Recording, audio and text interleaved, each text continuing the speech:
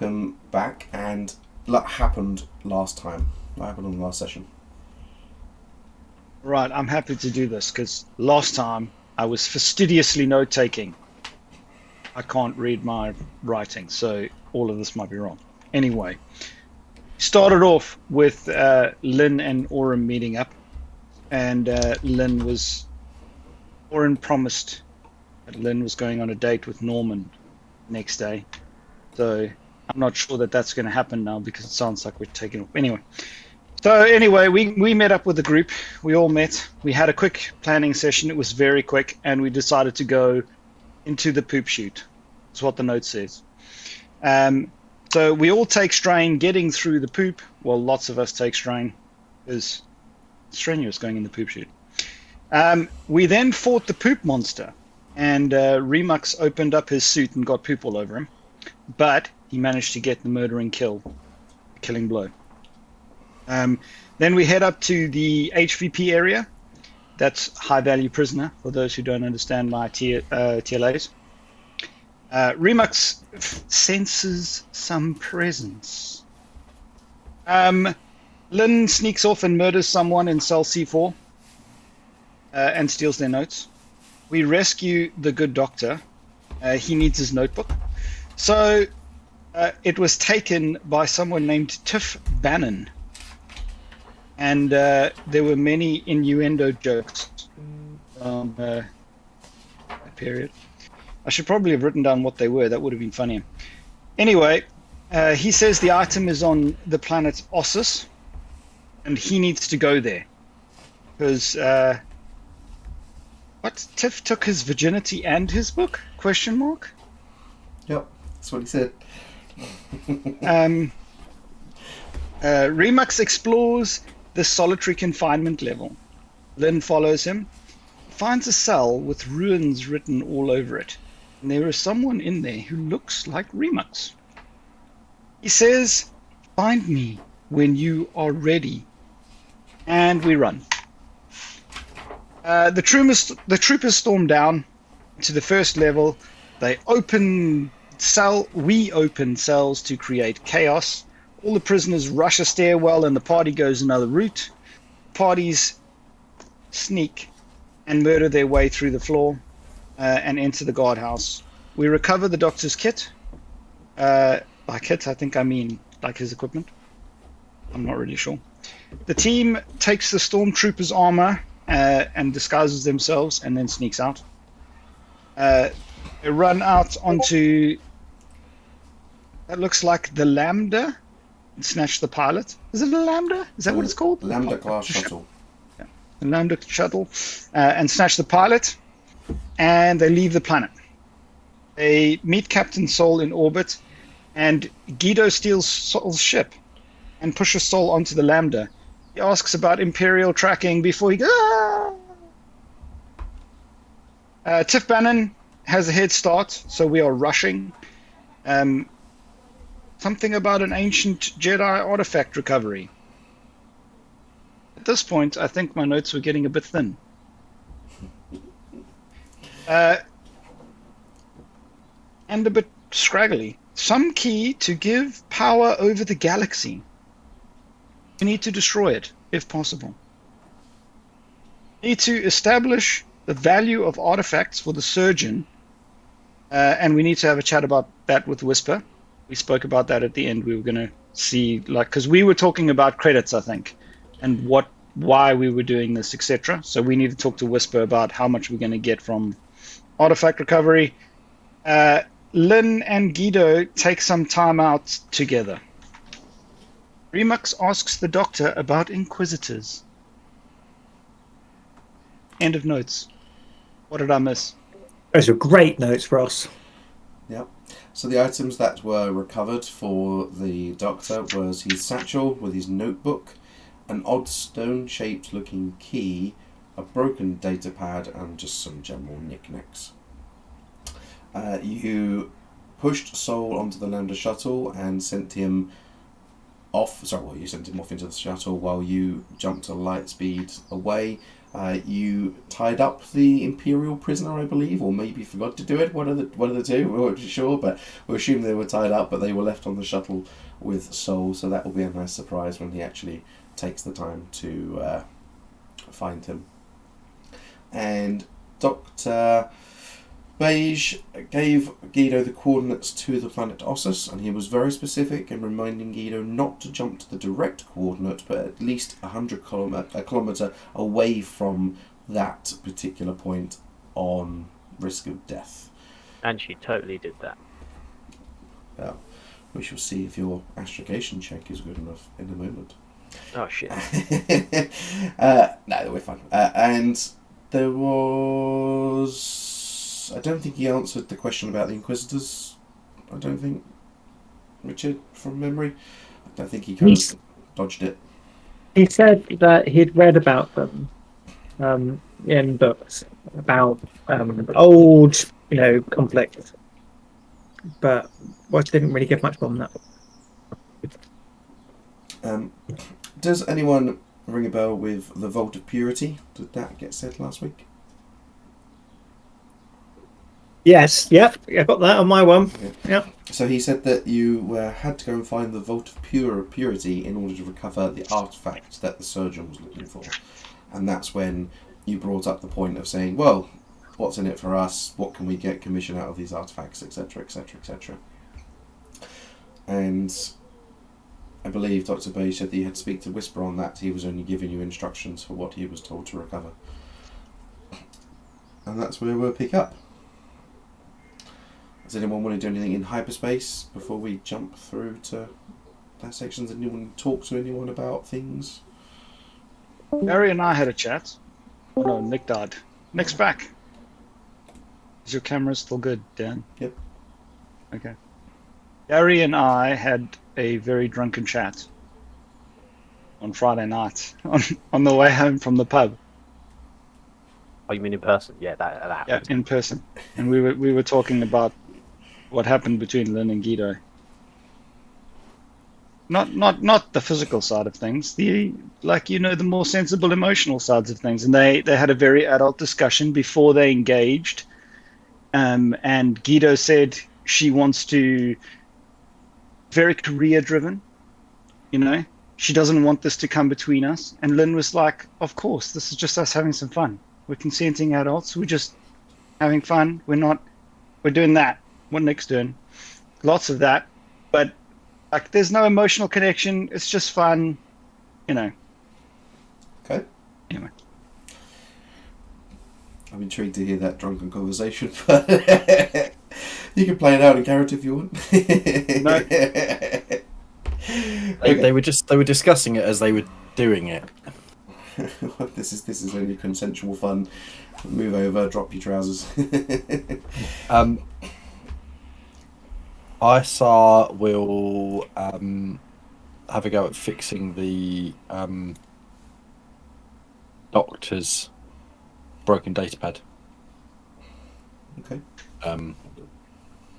While he's waiting in hyperspace, you'll see if he can recover some data or something off of it, or whatever techno bullshit slices do.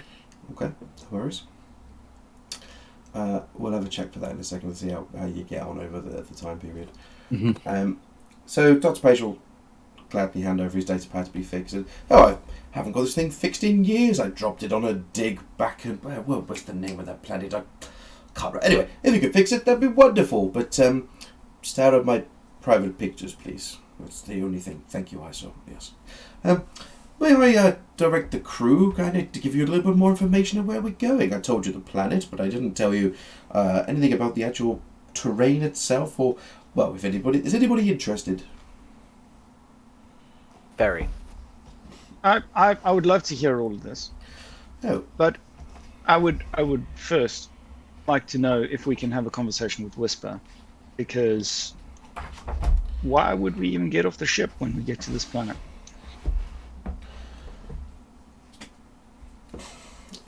Sure.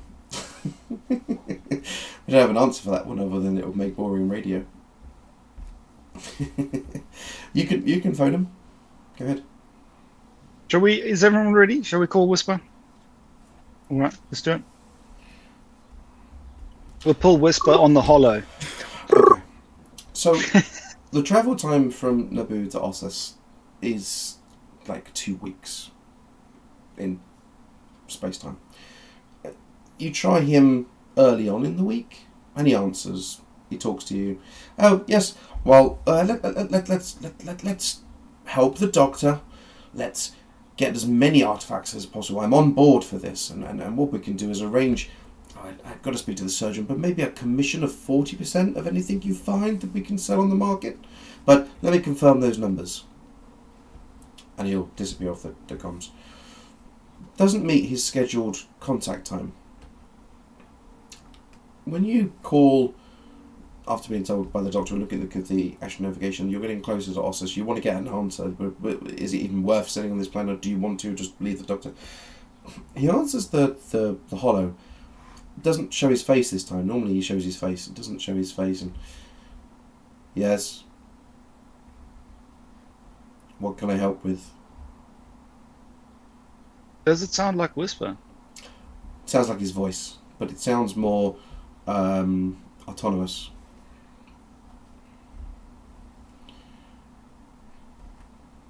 Is it a recording? No, I see not what a you did. recording.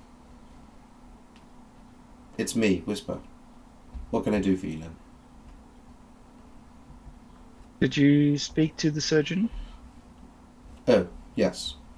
Sorry, must have slipped my mind. 40% on anything we can sell on the black market. Nothing slips your mind. What's wrong? My mind is perfectly fine. Thank you. Something's wrong, Whisper. Don't make me beat it out of you when I get back there. Actually, don't make me ask Remix to beat it out of you when we get back there. That would be illogical. Remix doesn't do that. Spit it out. Maybe I will. Thank you, Remix. Feedback acknowledged. Any further questions? Yes, what's wrong? I'm fine, thank you. Why did you miss the schedule check-in? I was busy. Was he doing what? Improving myself. Improving yourself. Have you had synthetic augmentations done? To a point. Were they forced upon you or were they voluntary? This conversation is not time efficient. You have your answer. Take care. And the hollow cuts off. Something's fucked, guys. I'm not the only one who picked up on that, right? It was very out of character. You could almost say it was completely out of character, for he had none. It's very astute. Nick, can we have a hard computers check to see what you managed to get off this data pad over that period of time? So, crew, I'm in the mess hall if anybody would like to engage regarding this information of Ossus. This is really broken. Maybe the memory circuits are damaged. It's going to take more work and more equipment that you have here to get somewhere. You have an advantage. You haven't damaged any components by pulling them apart or whatever, but you don't manage to get any data. We also rolled 4 purples rather than 3. We'll rewind. One moment, please. I was just looking at the results on the die, and removing any of those doesn't improve the result. No, okay. It'll only So- same result. Yeah. Well, crew, thank you for joining me in here. It's been it sort of stretches in the chair, a few weeks, and I thought as we're getting closer to the planet of Ossus, I should give you a little bit more context of the planet. So, it has an orbit of 231 days a year. It used to be, you don't want to know that information, it used to be a very important planet to the Jedi. They used to come here, meditate, create their art, create their works of masterpiece, information stored from the galaxy, all of that information. Very, very exciting for, me by looking at your faces. Anyway, the planet itself was attacked long ago by those relics, those Sith people that I mentioned not too long ago when we were talking about Inquisitors. And there was a gentleman that, well, I say a gentleman, is he a gentleman? He did a horrible thing. He used the Force, as they called it in my notes here, to pull a star closer to the planet. Well, it had devastating effects. It used to be a green and bountiful planet before, and now it's a barren wasteland with lightning storms that can appear at the flick of a finger. Very dangerous. There were many people escaped back then, but there was some... no, they're not. Or we'll do them in a second. There was many people that actually didn't make it off the planet. But lucky enough, I found a little bit of information in my notebook here that there is some tribes surviving on the planet of Ossus, and specifically in the city known as Ossus. And that's where we're going to communicate and see what information we can get. Well, I do hope that we're all on board. I know you had that nasty business with artifacts and such, but I do hope that we're all on board for this mission, because I'm going to need each and every one of you to take part, and strength and brains and computer skills to... Yes, you get my point. So I'm going to have some tea. And Guido, could I borrow you in the cockpit, please? I want to make sure of the calculations, so we don't reappear into the middle of an asteroid belt. Yes. Thank you. And he'll get up and gesture for Guido to follow him to the cockpit.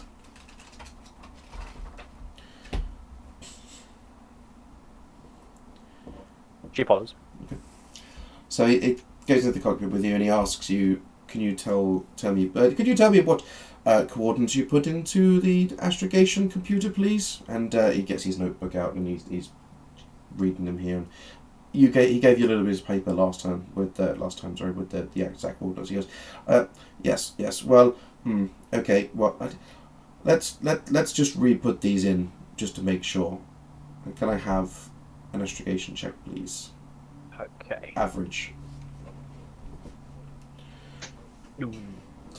And then once that...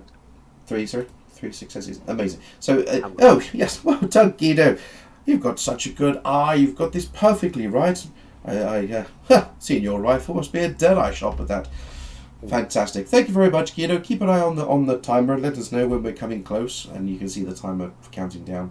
About 2 or 3 hours left. Could everybody please roll the destiny points?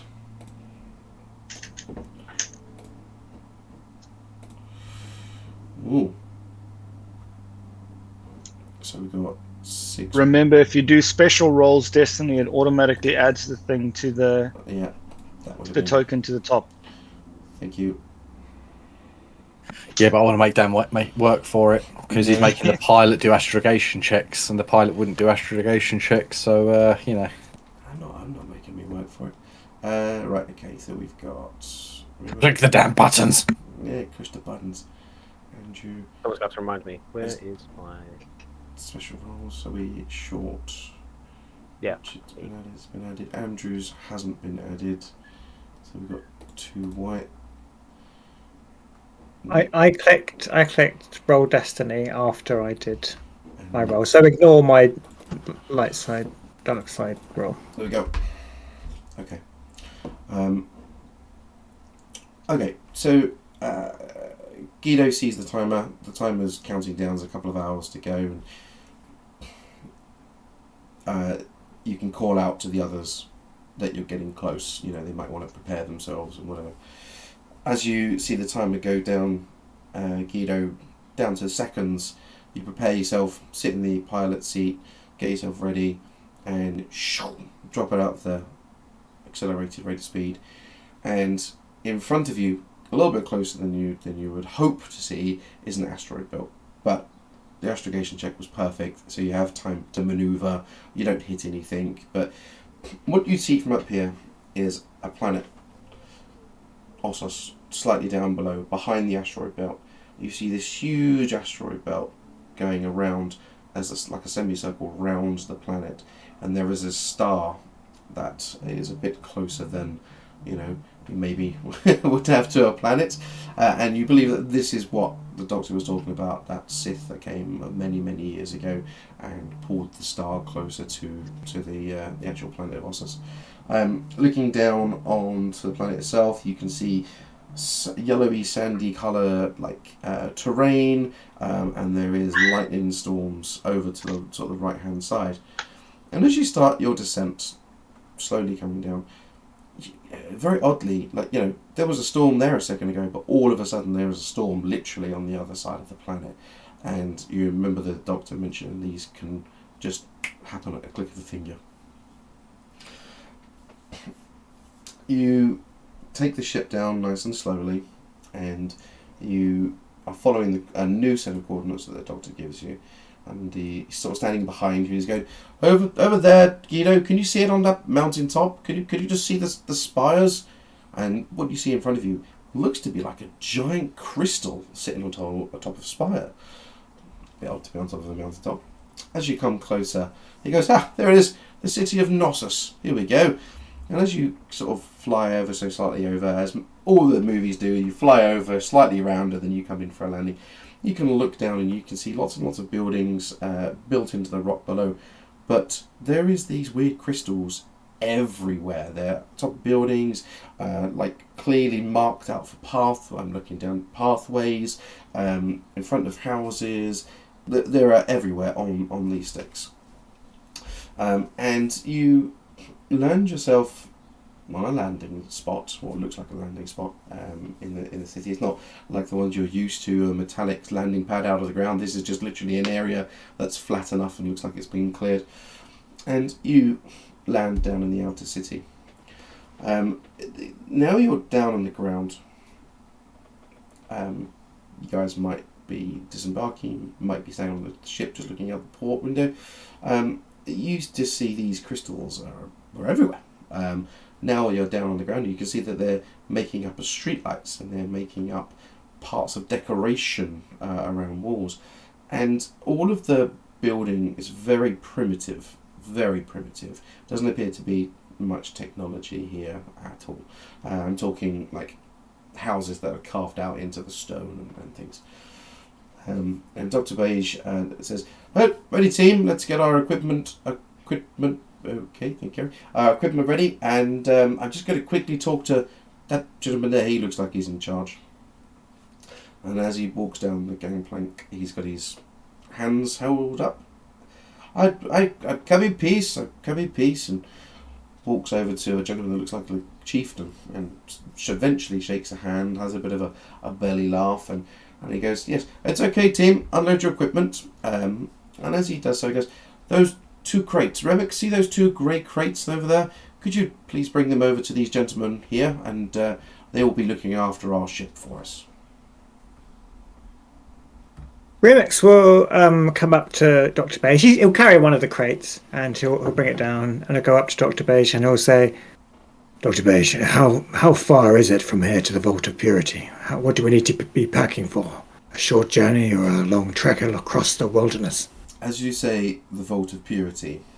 He says it quietly so that people don't hear. I would definitely pack for an extended stay, Remix. Make sure you bring as much as you possibly can. Okay. Remix will go back to the ship and relay that to everybody that we need to pack for a long journey on foot. Why don't we just park closer then? I'm not exactly built for walking. As Isaiah says that, a bolt of lightning just seemingly appear out of nowhere, hits a crystal, and you see the crystal flare, and everybody flinches other than the locals that just kind of look up and then continue staring at the ship.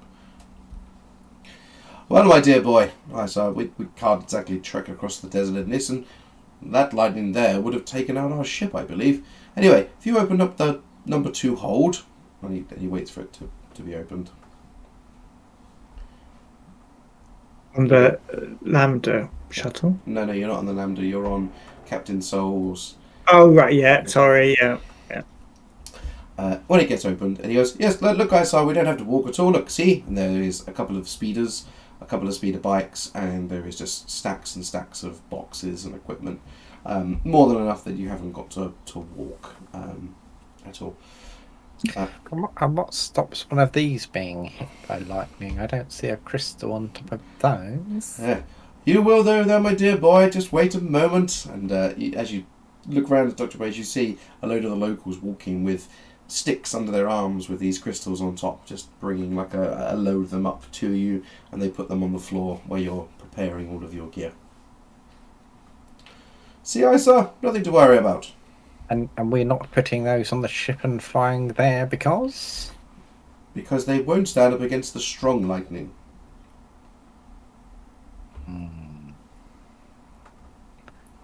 Right.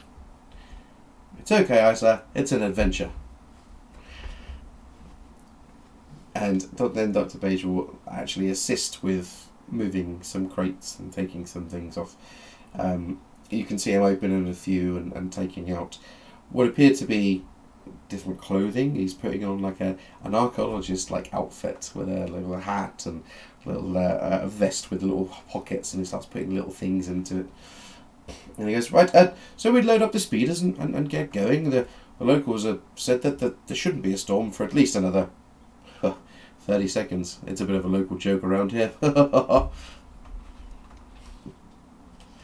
What do the locals look like? What species are they? They are humanoid, but they have like a grey, pale skin.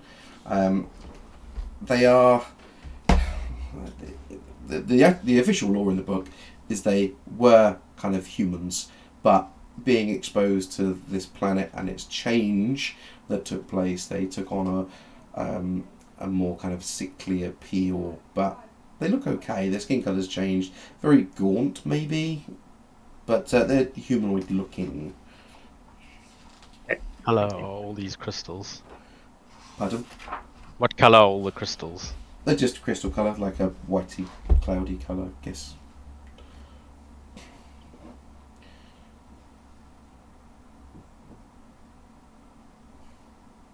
Well, who's driving this speeder? And Dr. Beige will jump into the passenger seat. He's got his notebook on his lap. I think Guido's driving you in that one.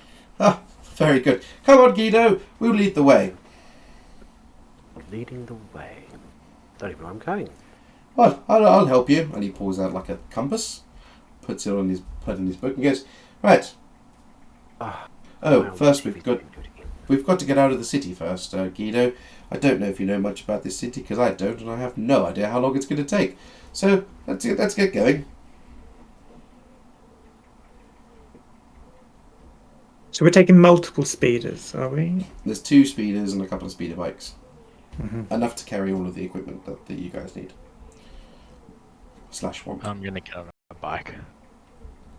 Dan, are you tricking us into not picking equipment again so you can screw us over later?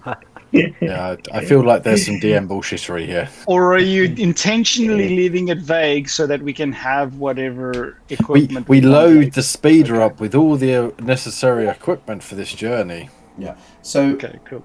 I had a big long list of things that was in there, and I thought, well, it's easier just to say that all of the supplies are there that you need. So there's tents, rations, water, medicine,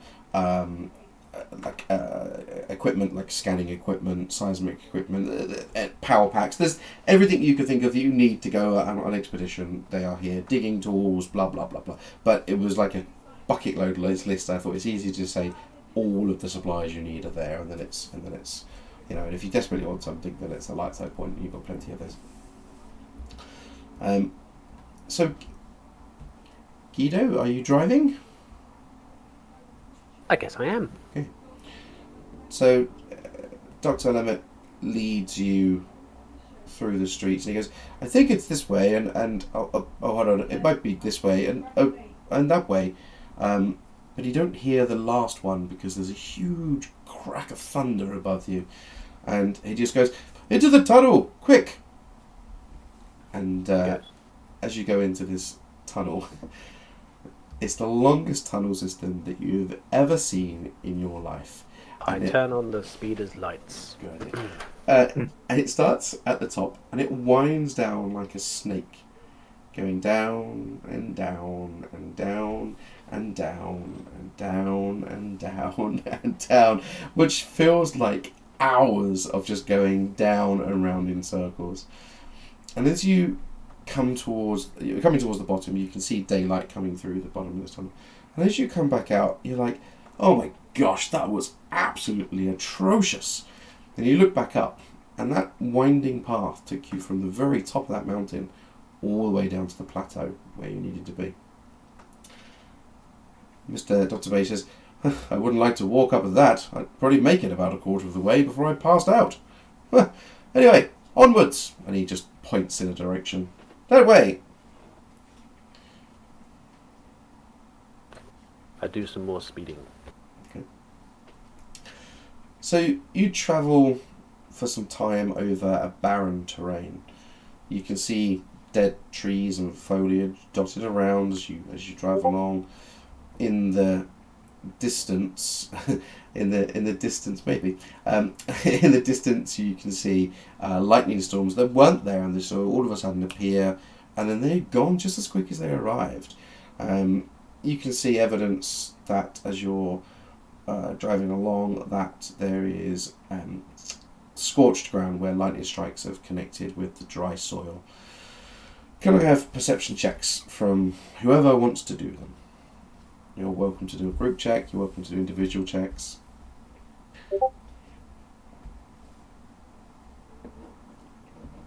What difficulty? Average. Is that 2? That's 2, yeah. Okay. So, Andrew... Busy driving, man. Yeah, Andrew and I, so you guys are just... sorry, Agid... Orin, there we go. You guys are just focusing on driving, following Guido, leading the way. Remix, you're not driving, and happen to have a little bit more spare time to be looking around at the terrain. And what you spot is, and this is the same as for Guido, winged creatures that are on the horizon. They appear in packs, and then they kind of disappear really quickly. And then you see them reappear in another section not too far away. But they look like reptilian kind of creatures. Guido just points a hand, like she's at the front, just points at it while driving for like a few seconds. Is that to make Dr. Beige aware? Just to make everyone aware, really. Like, if I were at the front, I'd hope they'd see my arm going up. Oh, well done, Guido. You've spotted a Kiruk beast. We want to stay away from them if possible. The tribespeople up there, the Asana tribe, that's what their name was in the end, they tend to ride them sometimes for hunting, but if you catch them in the wild, the Kiruk beasts, spelled Kirruk, they can be quite unnerving. But yes, a change of course, slightly to the left a little bit, and you see him sort of move his arm and point a little bit to the left. She adjusts her course and speed to match.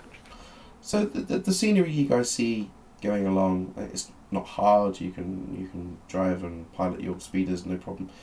After a few hours, Dr. Lemmett will hold him down and goes, hold on, gentlemen, slow down, please, ladies. We need to take a bit of a bearing and have a break. It's getting quite late, and you've noticed that the light is starting to fade as it starts to get a little bit darker. Is Nick gone? Okay. I confess that the Empire are here, but I don't know what they've got in store for anybody. So I think it'd be time to take stock and wait. The Empire are here. Oh, yes. Dr. Tiff Bannon works for the Empire. I did mention this before, back in the prison. You mentioned she had your notebook, but you didn't say she was here, did you? I did. She's been trying to track down the same information, the same artifacts that I have been. That's why she stole my book and stole my virginity. Anyway, let's make camp, and then we can discuss further about options for tomorrow. Has anybody seen my tent?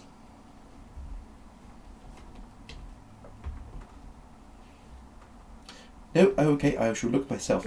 Okay, tell me what your camp looks like. Get a set up camp, tell me what it looks like. Are we out in the open? You're out in the open, yes. Well, for one thing, I'm gonna move the like crystally things from like either from the speeders like next to the tents, or like at least put them close enough so that it feels a little bit safer. I'd put them in a circle if I was you, dear Oren. Put them around the camp so that that doesn't get damaged, but I would recommend that the speeders are slightly away from the tents, just in case a rogue bolt does catch them. Good shout. I'll go ahead and do that. So the tents that were packed were little pods, white material. They're cozy, warm. You can share, or you can have your own. That's entirely your choice.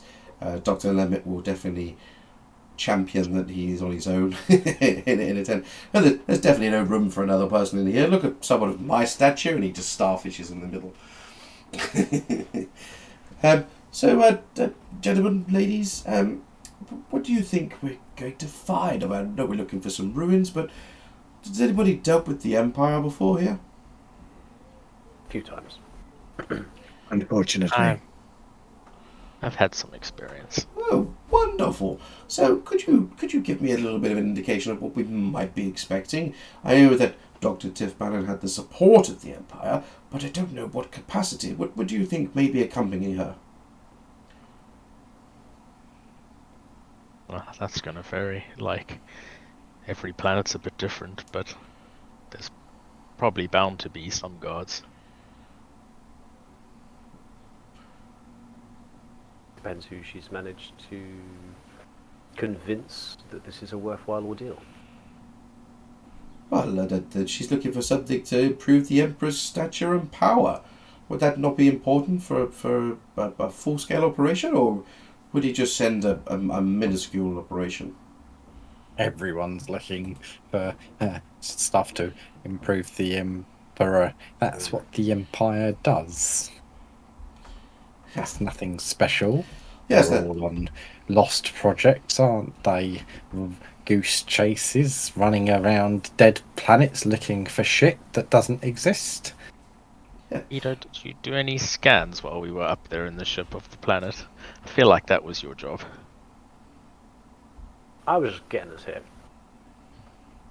Those scanners don't exist in the Star Wars universe. Also, scans? What are scans? How long ago was your research stolen, Dr. Beige? How long has she had to mobilize? Oh, I think it would have been about 30 days. It took me almost 14 days to get the message out to Whisper.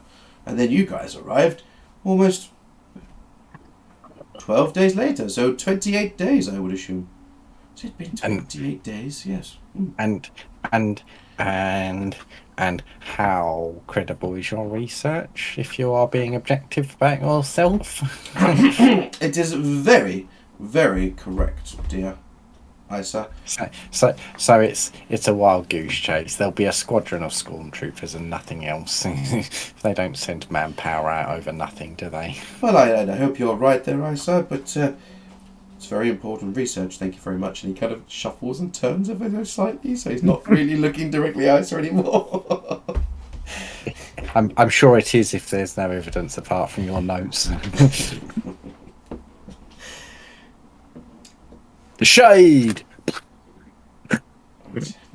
So, it starts to get darker, and nighttime settles. Is anyone staying up? And who's going to bed? Who's sleeping? Got another question for Oh, fire Dr. away. Beige. Very much to say, so have you been to the Vault of Purity, or have you only found its location? Oh, I found that it's on Ossus.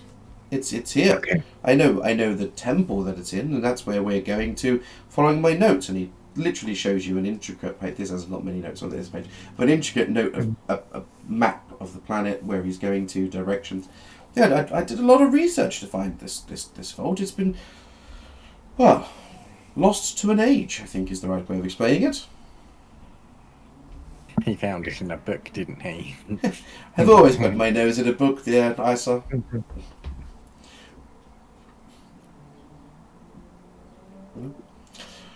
So, it starts to get darker, very clearly heading towards nighttime.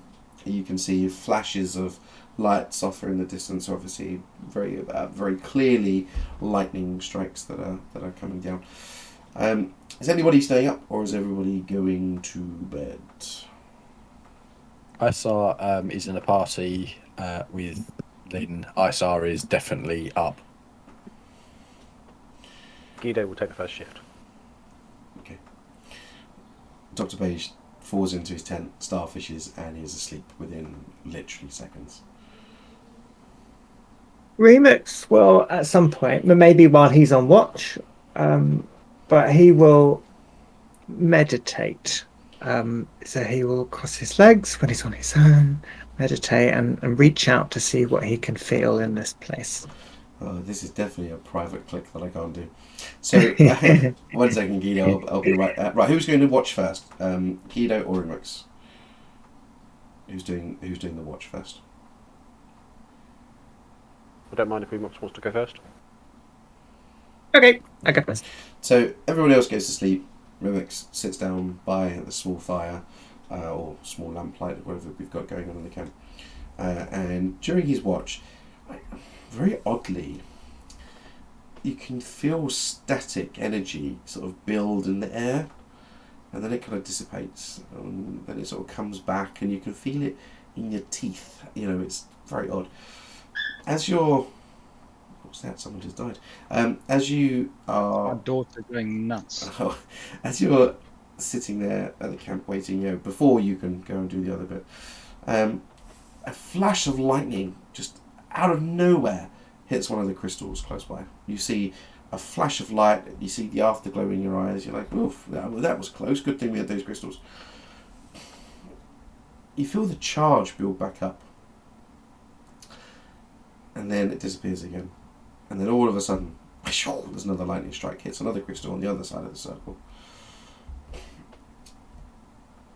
The next charge feels much more intense, that it hurts your brain with pulsing energy. Yeah. And then all of a sudden, it's like being in a nightmare.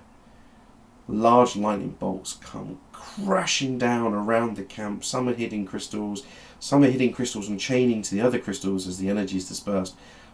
But this is like World War II, just being, well, it's not in Star Wars, but you're being bombarded. There is just a cacophony of sound, there's light everywhere.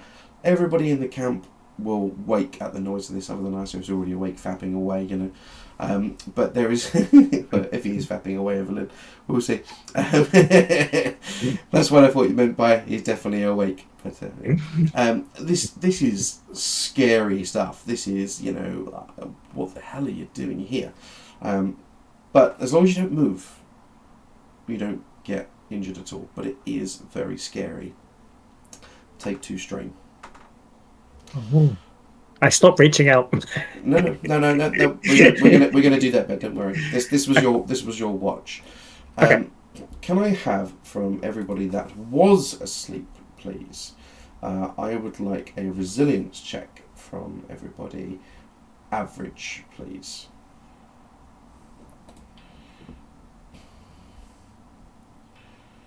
Okay. Guido, you are fine. You're trained in warfare. You know, this wakes you from your slumber, but you're trained not to panic. Orin, you do panic. Take 2 strain. Isa, you are a bit shocked at what this noise is, and it takes you a moment just with blurry eye to work out what it is, but you are fine. It's just lightning. Lynn. But was that an extra 2? So like 4 total, or just 2 No, total? just 2. Lynn, you're not really sure what's going on. There's lots of noise and bits and pieces going on, but you're all kind of in your covers and whatnot, and just don't really see what's going on other than lots of noise outside of the tent. So, Remix, this storm goes on for about 4 or 5 minutes, and then as quickly as it appeared, it's gone. You can see stars in the sky, but you're a little bit shaken, and that's when Guido comes out and says, take a break. Guido, I'll come to you in 2 seconds. Remix, you go to your tent and you cross your legs and reach out.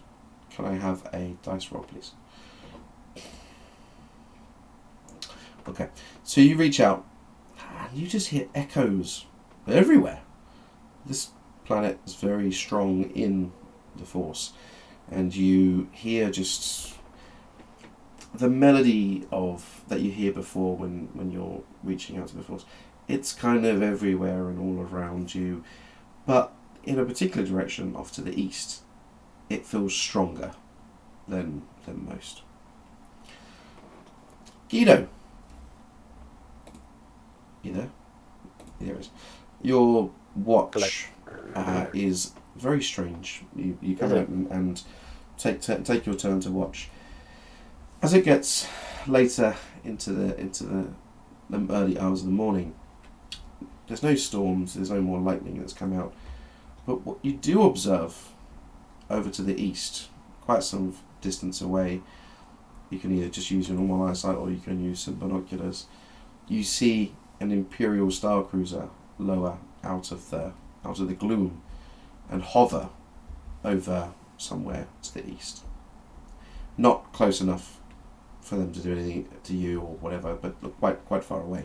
But obviously they're very large ships, so very easy to spot. Yeah. In the distance. Guido's perhaps going to start poking people. Orin, Remix, Isa. Ugh, what's going on? I just got to sleep. Sorry. The Not Empire. enough. The lightning, now you're banging on my tent. Suck it up, bitch.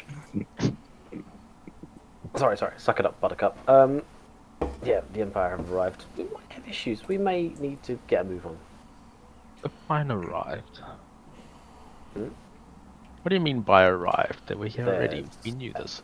Yeah, but there's now an Imperial Star Cruiser in orbit, so whoever was here is about to get reinforcements. It's not in orbit. It's in low orbit, but hovering over the planet. Like It's close enough to drop off more troops. yeah, like here. That's right. They'll have to park fucking miles away or get blown up, right? That's why we're on this booked mission. Maybe they'll risk it. Maybe they'll attach crystals to their ships. Oh, good morning, everybody. What's all the commotion? It's quite early, isn't it? She just points. Oh! Well, just a moment. He reaches into his tent and pulls out his notebook and his compass and goes, oh, well, that's where we need to go. Right, it's even worse. Ah, well, at least it's a bit of a beacon of where we need to go to. But I wouldn't worry. I don't think they'll be able to cause us any trouble. Should we pack up the camp and get going? Why won't they be able to cause us any trouble? Well, none of the sensors would work. They wouldn't be able to use sensors to spot a small crew like us. Not so concerned about the censoring point, but just, the number of people on board versus this very small, but, well-equipped squad. Well, I don't see this changes things. But, No, you're right. Let's move. Can you see anything extra through that scope of yours? Cool. what was the answer? Guido? Yeah? No, Okay. I asked what I was looking for. Was I too quiet? Yeah, you are. And if there's anything extra that we can't see with the naked eye. Does GM want to tell me? I don't know what I see, other than a cruiser. Too far away at the moment. You can just see that there's a cruiser over the horizon. But you may find out some stuff as you go closer. I'm going to, every, I don't know, 30, 40 minutes or so, just kind of put the scope up to my eye and just have a look, just see if there's anything leaving or going from it. Okay. So you pack up the camp put everything back in its storage boxes, have a measly breakfast of rations, whatever that may look like. Jump back onto the speeders after collecting, I assume, all the crystals. Yep. And head off in that direction. Dr. Beige in the front with you, Guido, is giddy with excitement that you're getting closer. He can hardly contain his excitement, but he's just flicking pages in his book and back and forward, and rereading notes and reading them to himself. And yes. What do you think, Guido? Yes. Yes. Well, I can't read my handwriting, so it doesn't matter. How close are we? It asks you after about an hour and a half. Let's say you look at your scope now. What you can see, now you're closer to the cruiser, is you can see lightning arcing into the cruiser, but it's coming up, not going down. Crystals? No, you can't see any crystals from here, no. Does it seem to be having a negative effect on the cruiser? None at all. Welp.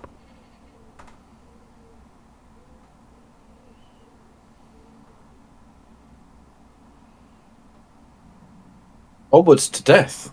Mm.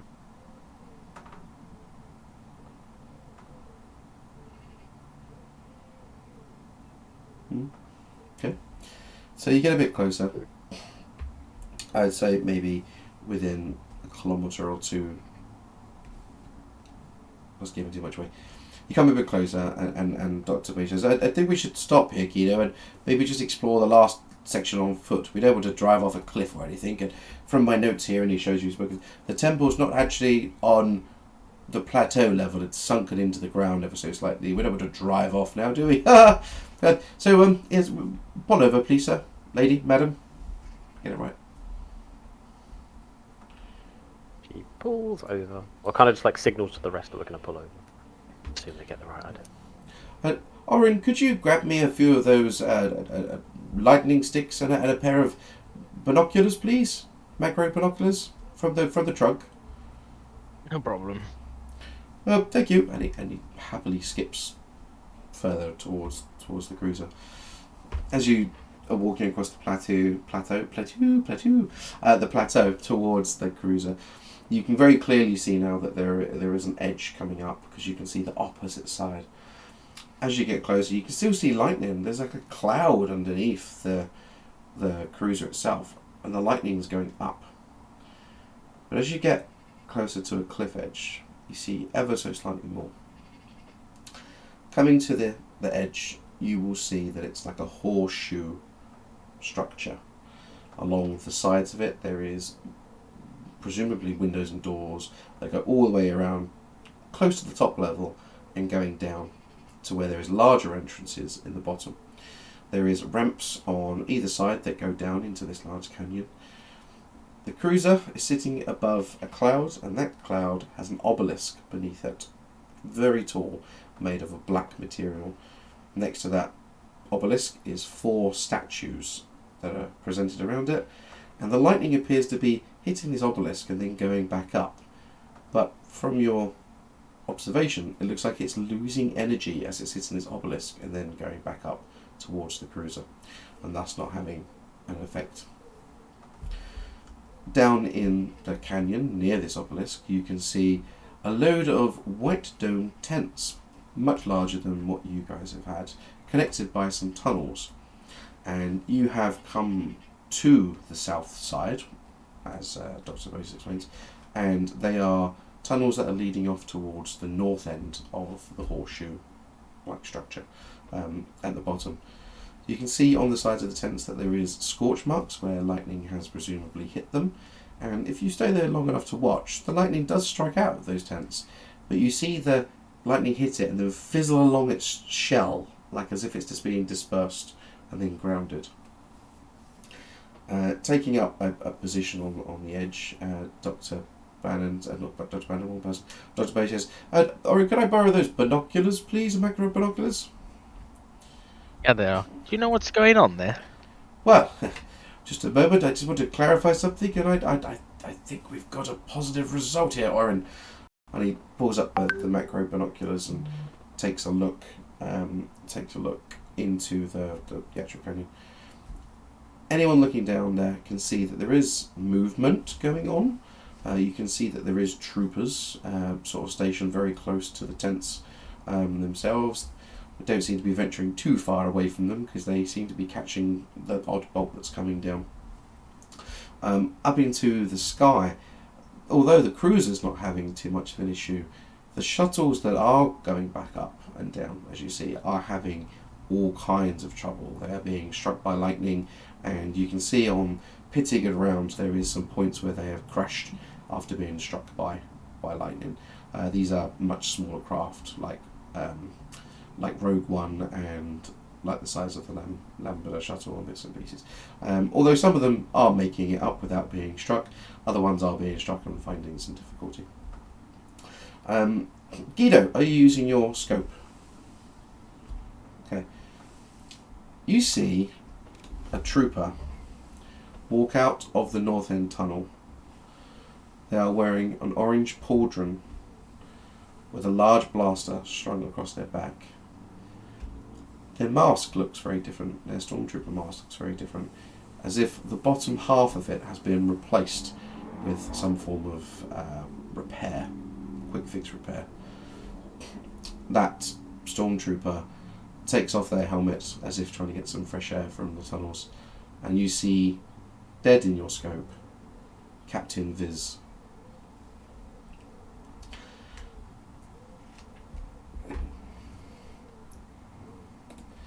Well, looks like the Imperials have beat us here, but they're digging in the wrong place, everybody! She didn't anticipate my notes. Look, here, and he flips over a page, and it very clearly says that north is not the righteous path. So they're digging to the north. Of course they've gone the wrong way. This stupid young lady, took my notes and didn't know how to read them in the first place. We need to be going into the west. That's where we need to go. But this, and he sort of gestures to the tents and the cruiser and bits and pieces. This isn't my forte, so I'm afraid I'm going to have to divert to your expertise. But we need to go into the west entrance, and he points down, and you can see like a large oval entrance going into the mountain cliff face. There we go. What precisely do you want us to do once we get there? Well, I confess, Orin, I don't know what we're going to find inside. I found no evidence at all, no maps.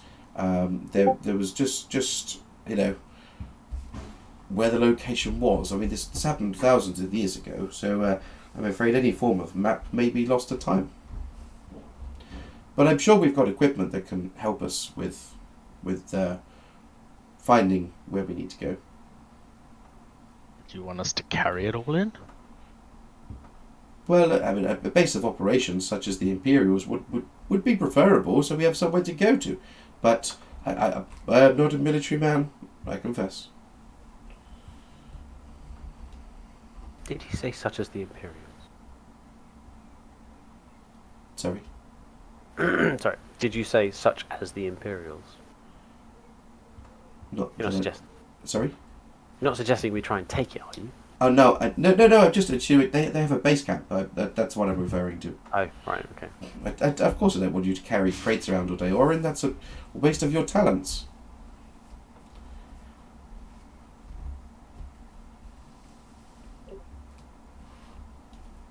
What sort of range are we from the stormtroopers that you have described currently?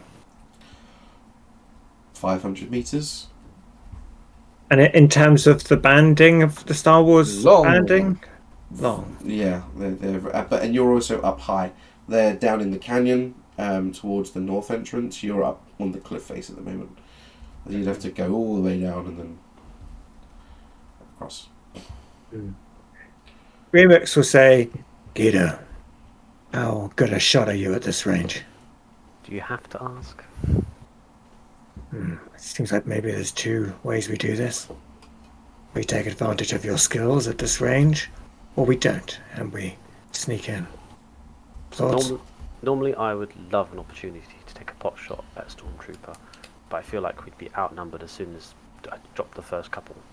You're probably right. Open to other ideas, though.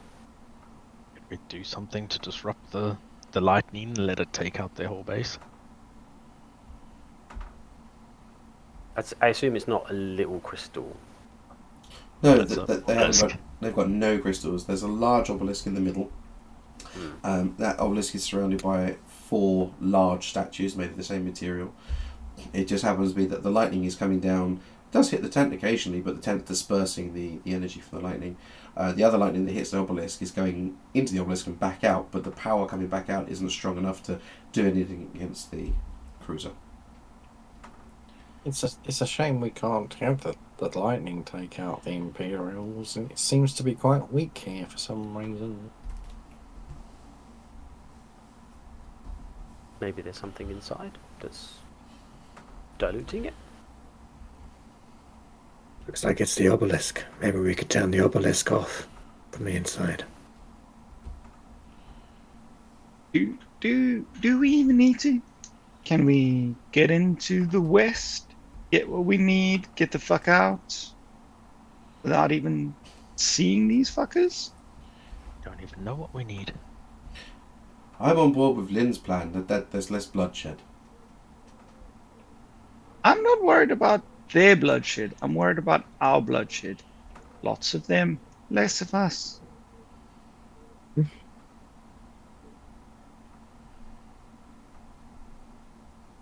It seems like we're going to have to sneak in then, doesn't it?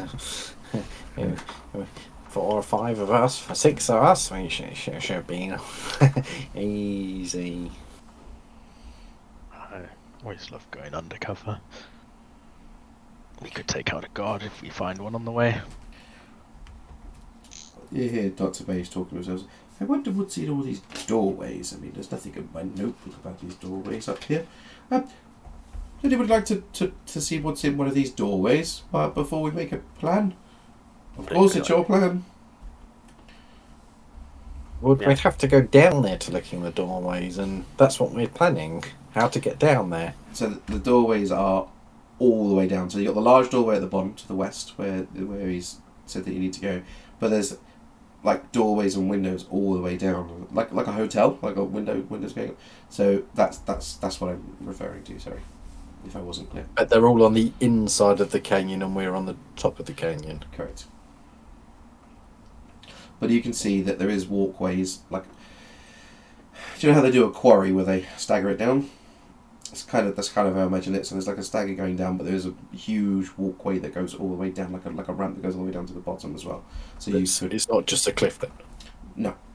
Well, it's where you are straight. It looks straight down, but yeah, I explained it wrong. So it's like a stepping stone, as it were.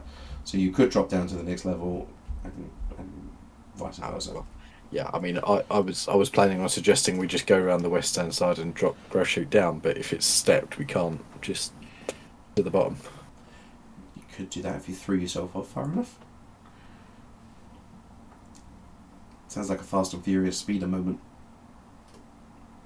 I'm happy to help throw somebody off.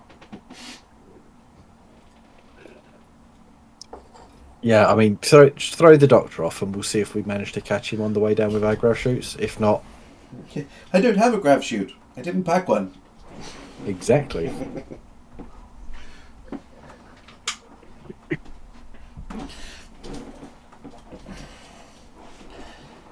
I for one am curious about what's in these doors.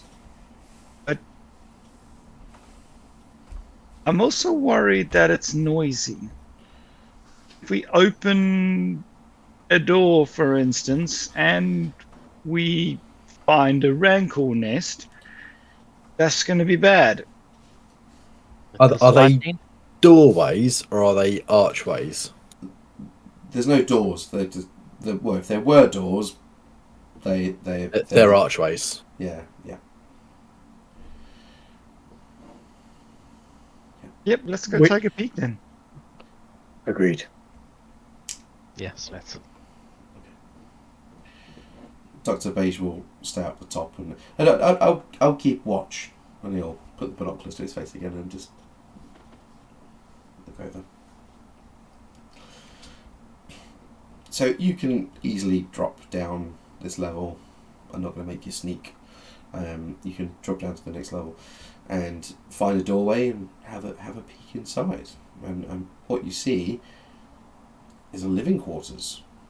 You sort of work your way inside. There's some dust and decaying clothing and pots and pottery about. Hasn't been used in a very long time, but very clear that it was used for maybe the pilgrims or pilgrimages that happened here, like a living space. I was a complete waste of our fucking time. There's nothing here. It's just old, decayed rubbish. Maybe we could just bring our equipment here. How close do we want our base of operations to be? Does it need to be at the top with the speeders so that we can get away quickly?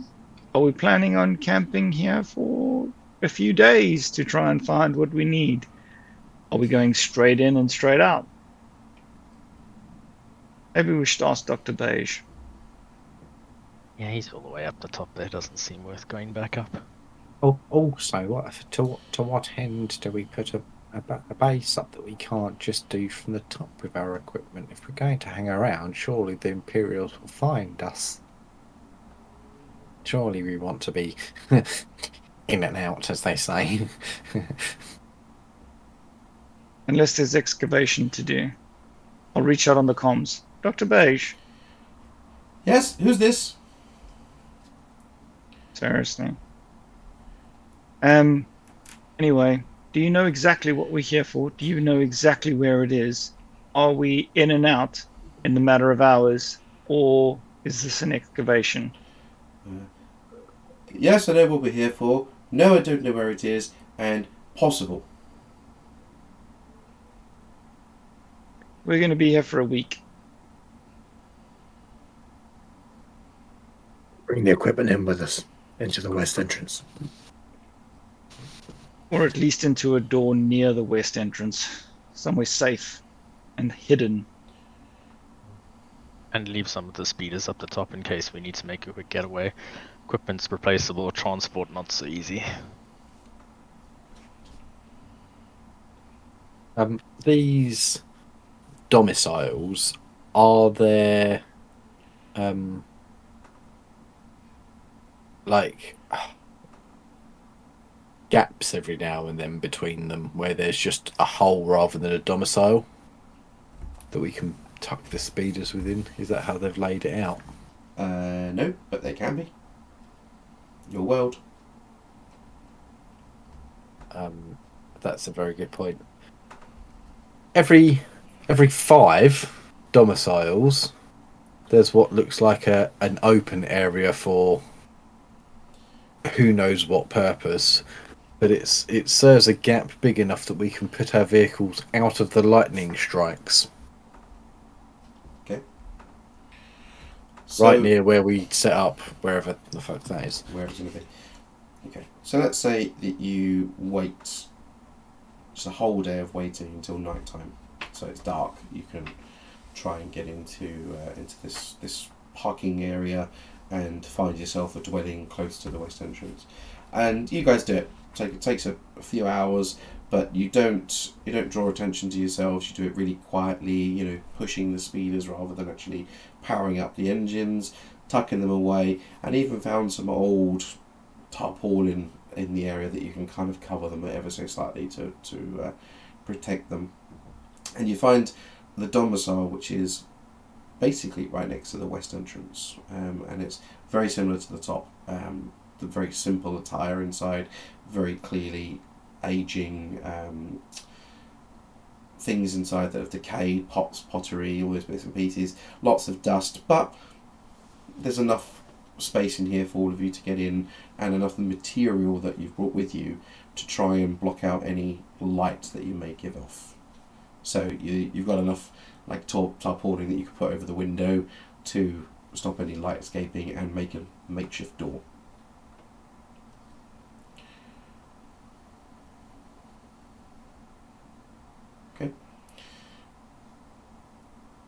Well, it's getting late. That was a lot more effort than I thought it might be to try and make a base camp.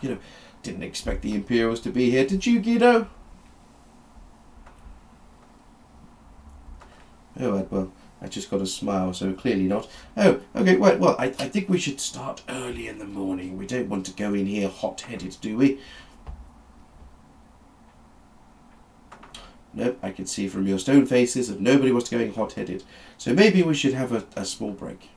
Maybe not go in hot-headed, but I think maybe one of us could scout ahead.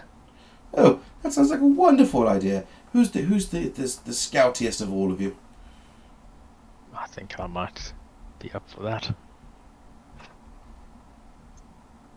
Okay. Stay on comms or check in every couple of minutes. Did that dude get in from the Lambda shuttle that we stole? Flip's light side point. What loot? I'm saying that we bought Oren bought a disguise that like fits in with the Empire, off the Lambda shuttle that had like those, Yep. from the prison basically. You muted Nick, by the way. Isn't it? You didn't need to flip that point because Oh. remember we all took stormtrooper armor to escape the prison. How do I unflip a point? Just click it again. You don't. You spend it now. Okay.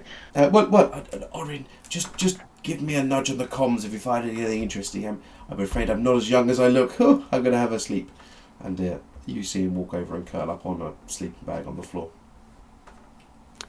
Oren, And I'm gonna head up. Yep. would you like some cover? I would absolutely love some cover. Just gonna follow a large distance. Watch his back. Yeah. If I mention awful lightning on the comms, use that as a signal to take some people out. Noted. You are not adept at safe words. Awful lightning is a horrible safe word. I have a suggestion. It seems that this might be your speciality. We'll stick with yours for now. No. Do give us one better. Lynn will just settle down. She's got her blaster on her lap, and she's trying to look cool and chilled. She's nervous, and she's worried about what's going on. Just not at ease. I have a question for Guido before you go on your adventure. How's Guido feeling? Shock, surprise, a little bit of confusion.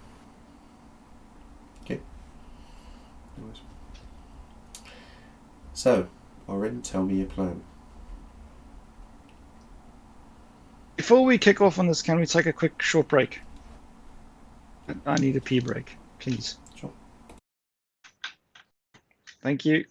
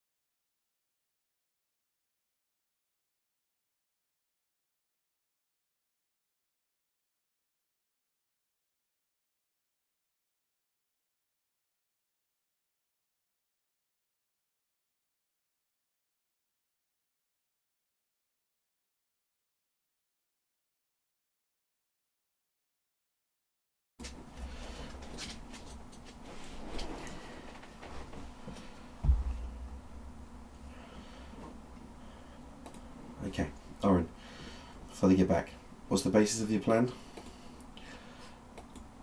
So I'm going to try and I'm basically gonna head down and just like discreetly. I'm not gonna be slinking behind corners, but I'm gonna be like vigilant in terms of like what's going on. But I'm gonna try and find a terminal to see if I can like get a bit of extra information out of things. And I'm sort of like, I'm not going straight into the heart of everything. I'm just like wanting to see what's going on or what sort of like things might help us out later down the line. So you're going into the imperial camp, or are you going At least, into the yeah. tunnels? Yeah, they're two different things for me. I had been thinking imperial. That's fine. You can do I that. was thinking that you were going into the tunnels to the west. That's what my initial understanding was. Okay. But and then you started talking about going into the camp and terminals, and I thought, I better clarify which one's which. Okay, I think actually the west. Yeah, the west makes sense. Okay. I'm assuming it's down. Is this down the ramp? Like, there's still a ramp going down? No, so you over the On the course of flats. yeah, you're on the bottom floor now, where the entrance to the west is, next to where you've made camp in one of these dwellings. You have put up some tarpaulin to create a makeshift door which blocks any light coming out, and you've also put a like a makeshift window in so that again you can block light going out, but you can easily peer and keep track. And that's currently where you guys were. Yeah, so I'm going to be in the stormtrooper armor. I can't remember what. Yeah, I think we set the comms to our comms, so I won't be able to hear anything on other bands. But I'll head down the tunnels. I'm not quite sure how Guido's oversight's going to look, so I'm struggling to like visualize it. But Well, he's back now, so we can ask him, because he may have also been confused at what you were up to. What? So I was just asking earlier for a point of clarity, because the way he'd made it sound, I was thinking he was going down the tunnels, but Andrew kind of made it sound like he was going into the Imperial camp. So we were just asking for a point of clarity, and then we came to you saying that you were going to cover. And we just wanted to know what your understanding was. Were you understanding he was going into the tunnels, or was he going to the Imperial camp? I thought he was going into the tunnels to scout the tunnels out. Yep. And I was just going to be like long range backup. I'll give you two options then. Do you want to lay in the mouth of the tunnel watching the Imperial camp to provide backup that way, or do you want to go into the tunnels just hovering behind him? I don't really want to go into the tunnel. Like, Guido's all about being far away from the shit. So, If you go into the tunnels, you're not going to be far away from the ship. then I will want to. Okay. and you'll break my cover. Yeah, no, I was thinking I'll just hang around in cover outside, but aiming at the tunnel. So if you need to retreat quickly and you've got things that are hot on your tail, I can be like pew pew pew. Okay. More like And yeah, you can keep a lookout for me for in case any something's sudden behind you. activity like going on in the Imperial side, and maybe cause a distraction if necessary. Yep. Blow something up No worries. Yeah. Well, like a let's shuttle. go ahead, because Isar may be able to provide some support, but he's so. Oren, you step out of the door quickly, closing the tarpaulin behind you to not let any light come out from your makeshift dwelling, and dash into the tunnel entrance. You're wearing stormtrooper armor. There's no stormtroopers here, so there's no need to pretend, as it were. As you enter into the west tunnel, it's dark, very dark in here. There's no lighting system, there's no light coming in from outside, and you reach down to your stormtrooper belt and you pull off a torch. I also believe you have a torch in your helmet with some stormtrooper kit. Anyway, and night vision. There we go. So as you head down this tunnel, start walking down this tunnel, after about 15 to 20 feet, you see statues that are built into the wall. These just look like out of character.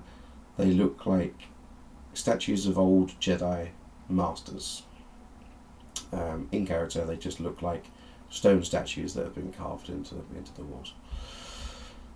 You see hieroglyphics, or a language that you don't know, transcribed into the walls in a long strip as you walk down. The tunnel that you're in, walking at a slow, cautious pace, takes you about 5 to 10 minutes before you reach a junction. And this junction goes left, right, and straight. Guido, you dash out of the makeshift camp area, closing the tarp behind you, and throwing yourself very quickly into the west entrance, where you settle down on the ground, aiming your rifle down into the corridor where Orin's walked, but at an angle where you can keep checking over your shoulder to check on the Imperial camp to make sure there's nothing going on. But I'm sure that the other gentlemen, players, would be able to keep an eye out the window or the doorway for anything unusual. And there may be some tech that we can come up with in a second for ISR to be helping with. You watch Guido walk down this tunnel very slowly, and what you see through your scope when you are looking down there is Orin's flashlight occasionally look at what look like figures from back here, but it turns out to be statues. They don't move, and you can see his torchlight going onto the walls, but you're too far away to see what they are, but he's clearly reading or whatever, or observing something. Can I interject quickly? Of course. Oren, are you checking in regularly, or are you Yeah, just? I was actually just thinking, like, do I have a data pad or something I could send images back? That's what I was kind of wondering. Of course you can. Of course you can. Yeah, so I was pretty much gonna contact Lynn and see if she can contact the doctor, and I'm gonna send through some images of the hieroglyphics and statues and say, can you get some more information about what's going on down here? May I change that slightly? Yeah. Before you set off into the tunnel, Isar took hold of your helmet and installed a video feed that the guys can watch live, and take screenshots and bits and pieces. That saves you from walking around like this with a data pad doing bits and pieces, and then they can tell you to back up and look at things. Is that good? Yeah, okay. So, Guido, you see Orin stop. You can just see the silhouettes of the torchlight. Look left, look right, look straight. And which way do you go, Orin? Do they look all the same? From where you're standing, yes. So I'm gonna check in and say, like, does the doctor have any idea which way is the righteous way? Lynn wakes up Dr. Beige, is that right? With the feed? He's all blurry-eyed. He's been asleep for like 20 minutes, and you have a cat nap and wake up or whatever. Go back, Lynn. What is that? That's a statue. No, these are Jedi markings, which is, I sound surprised at myself because I know we're on a Jedi planet, but these must be thousands of years old. I'm going to have to take time to decipher them, Orin. You'll just have to keep going, and I'll work on these. And he sits down with his little notebook and starts trying to create a cipher. I'm going to head down the right-hand tunnel. Okay. So Guido, you look at the light, turn to the right, and then all of a sudden the light has gone. She, every now and again, once the light disappears, every now and again she just chimes in with a, "What you doing? Everything good down there?" You can see what I'm doing. No, she can't. The other guys can. Yeah, Guido can't.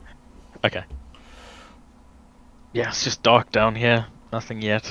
She tries to make like brief but light conversation, just every now and again, just to check he's still there.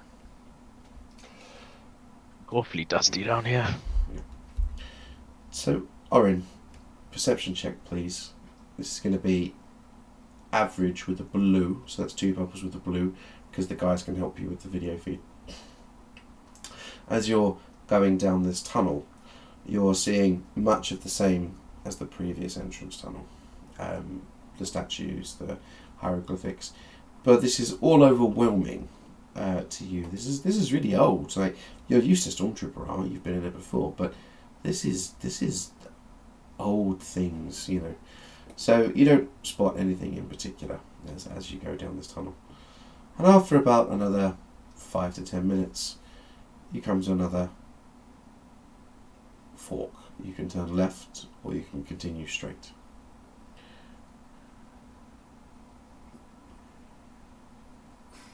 I'm going to continue left. Left. Okay. So you guys see on the HUD as he's walking down that tunnel before he reaches the point of turning left. Again, Dr. Beige is looking at the feed, as you all are. Very similar things. The statues on the walls, the I'm going to call it hieroglyphics, but the hieroglyphics on the wall. And you see him come to a left point.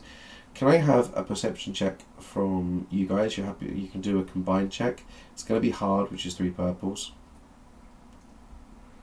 Please.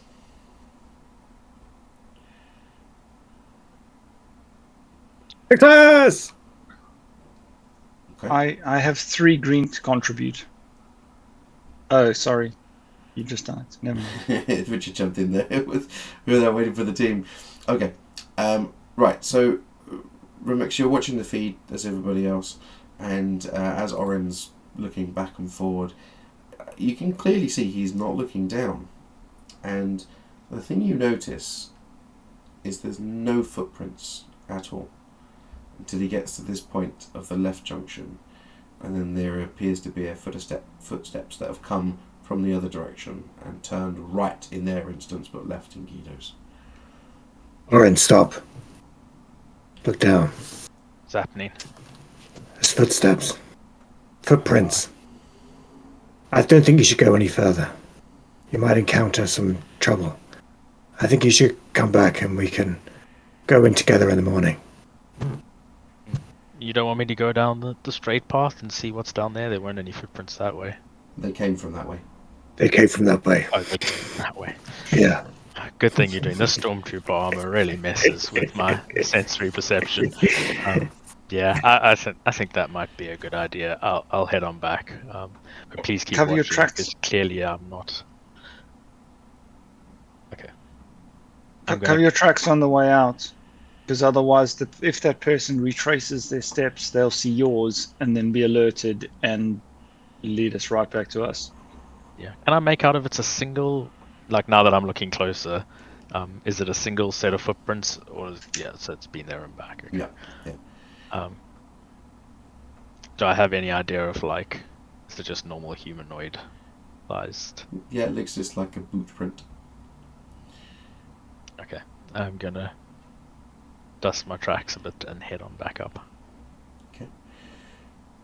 Let's have a check to see if you can hide your footprints. Arguable, I would say survival. Can we ask him to turn the camera back so that we can give him hints on it? Like, we can advise him on, like, oh, you've missed a spot there or something. I'm just trying to give him a blue. Of course, yeah, you can do that. Yep, good argument. Deception or survival? If you can make me a case for either. Which one's better for you? I think it's deception, isn't it? I think so. Although it takes away black, which doesn't really help. But yeah, it's slightly better for me. Actually, survival makes more sense thematically. Let's go for survival. Sorry, hard, difficult.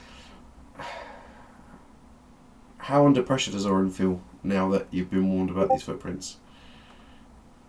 Not too bad, because I'm used to being undercover, and I'm heading back now. I'm not heading into the unknown. Okay. So Average with a blue then. Oh dear. So you see Oren sort of do this in the worst way possible. Rather than stepping back into his own footprint and then kind of brush it along, you see him brushing along on his old footsteps, but he's actually walking backwards outside of his own steps. So he actually creates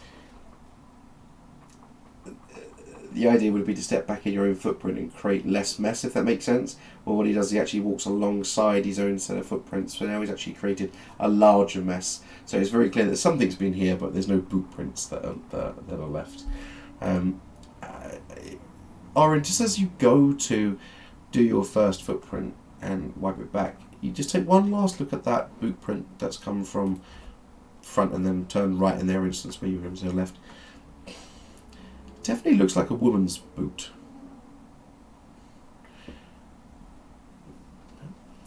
So it takes you a good amount of time to get back, and Guido watches you back into the corridor where she's watching, and then she just sees you, this bent over stormtrooper, walking backwards, dusting the floor to try and cover footprints. But you make it back unhindered, and you guys can dash straight back into the hideout if you wish. Yeah, and I'm immediately gonna get rid of the stormtrooper armor because it's just super uncomfortable. Gonna like flop down and have a drink. Good job, Oren. You've got some very good data here. I'm afraid I'm a little bit too tired to understand it right now. Look, and you can see this piece of paper. His cipher is just all over the shop. He's trying to create words that don't even make sense on paper. And I'm afraid I need to get some sleep, and then I can relook at this footage in the morning. Good job, all. And he goes back and rests his head and goes to sleep. Thanks for the oversight, Guido. Anytime.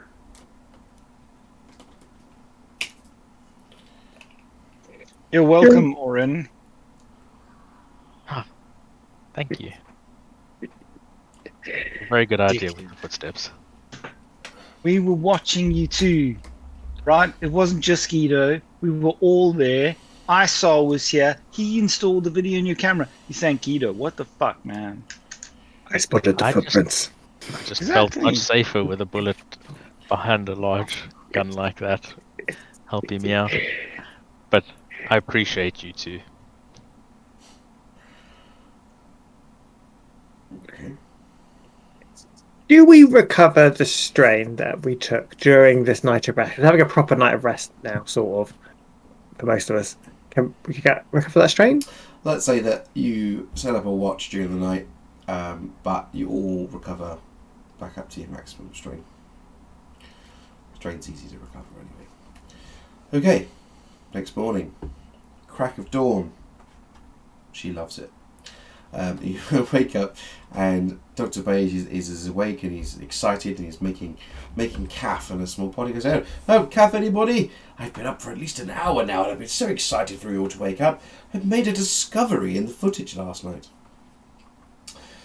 It turns out, when I find my notes, that it's not just the Vault of Purity that's here. The Library of the Fallen is here too.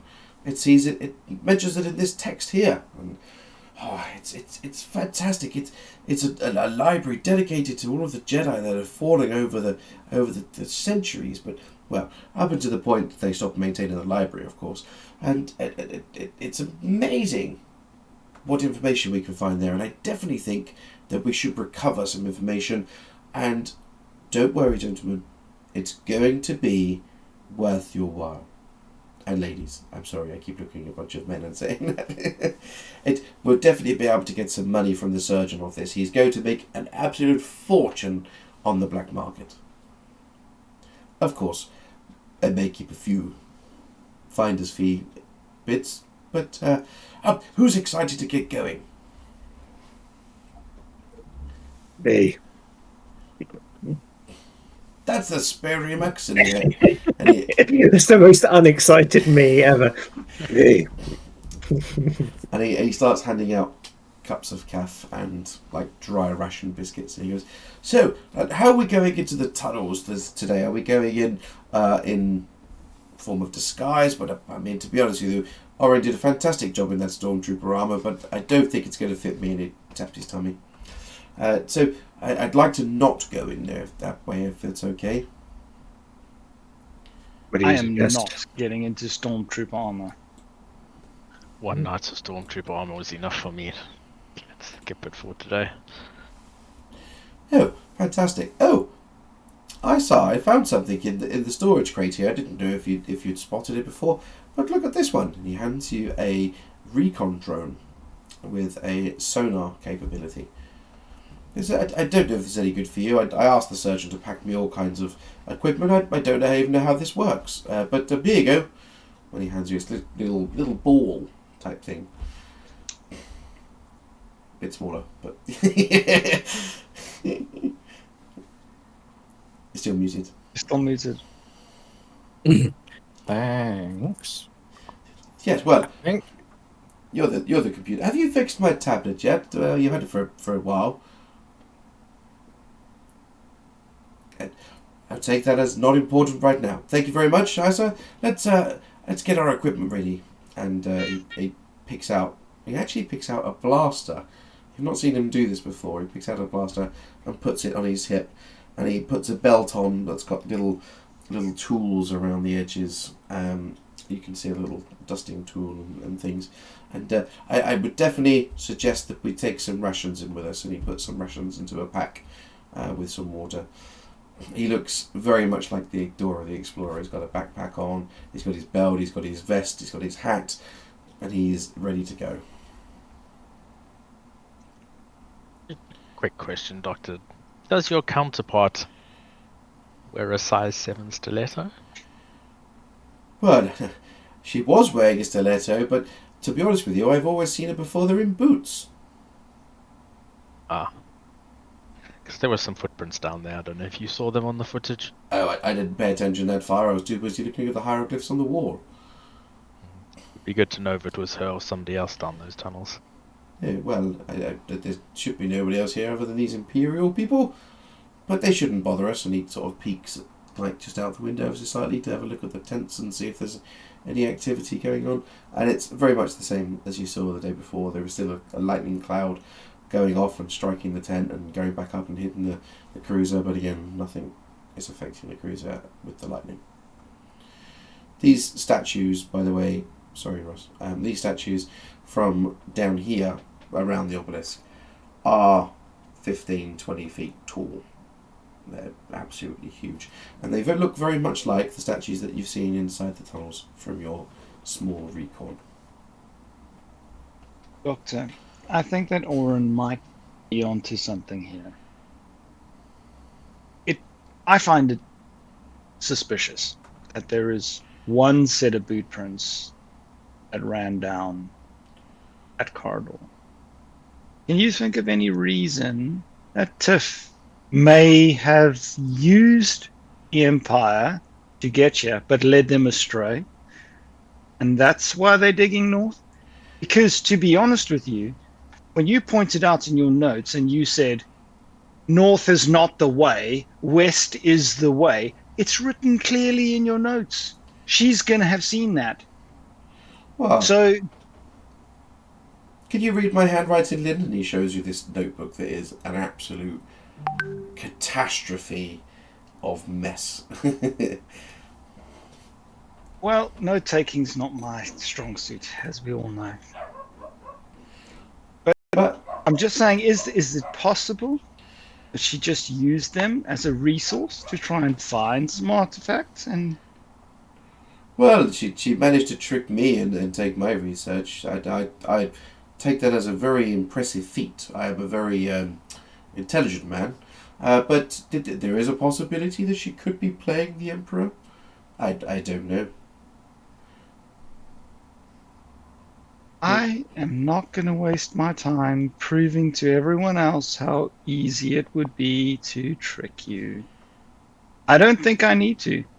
I think every single one of these people can see how easy it is to trick you, Doctor. I mean that in the nicest way. You're an academic. Ah, what a lovely compliment, Lynn. You're welcome. Shall we get going now? We should, but I'd like you to think about it.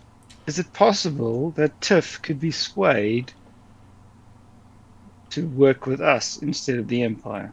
Well, possibly. Oren, what size boot did you say it was? Looked like a 7. Well, no, it can't be her then. She's a 9. Okay. But who else would be in those tunnels? Another mystery to find out. Let's get going.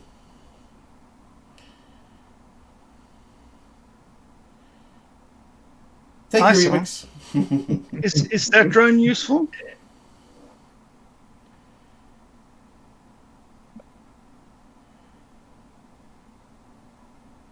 He's like trying to. He's just been given a drone, no control or anything, so he's trying to actually figure out what the fuck he's been handed. It is a mapping drone. Once activated and connected, it will go off and scan the tunnel. What move is it from? Prometheus.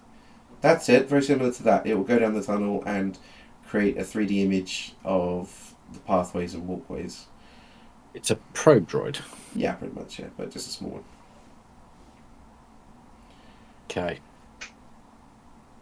Sure, probably. I mean, it depends if we want to find where we're going or just randomly Wrong walk there. joystick.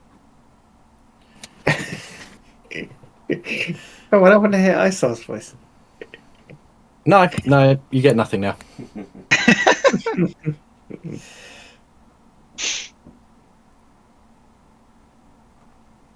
Okay, we enter the tunnel.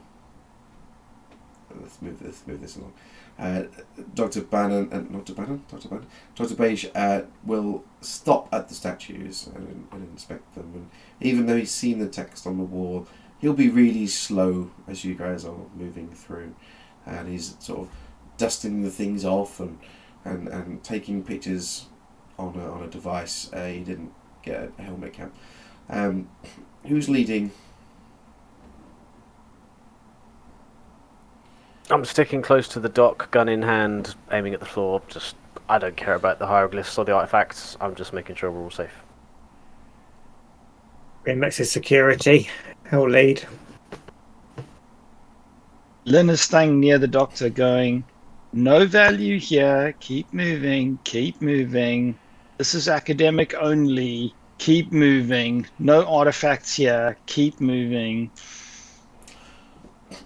So when you get to the first junction that Orin turned right at, he says, which way?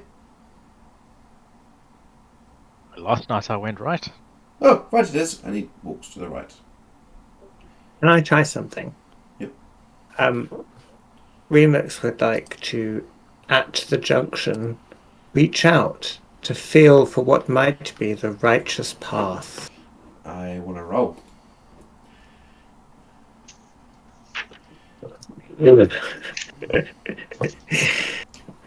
Double dark. Forget to amend your sheet. I want it. You get horrendous feedback. Something.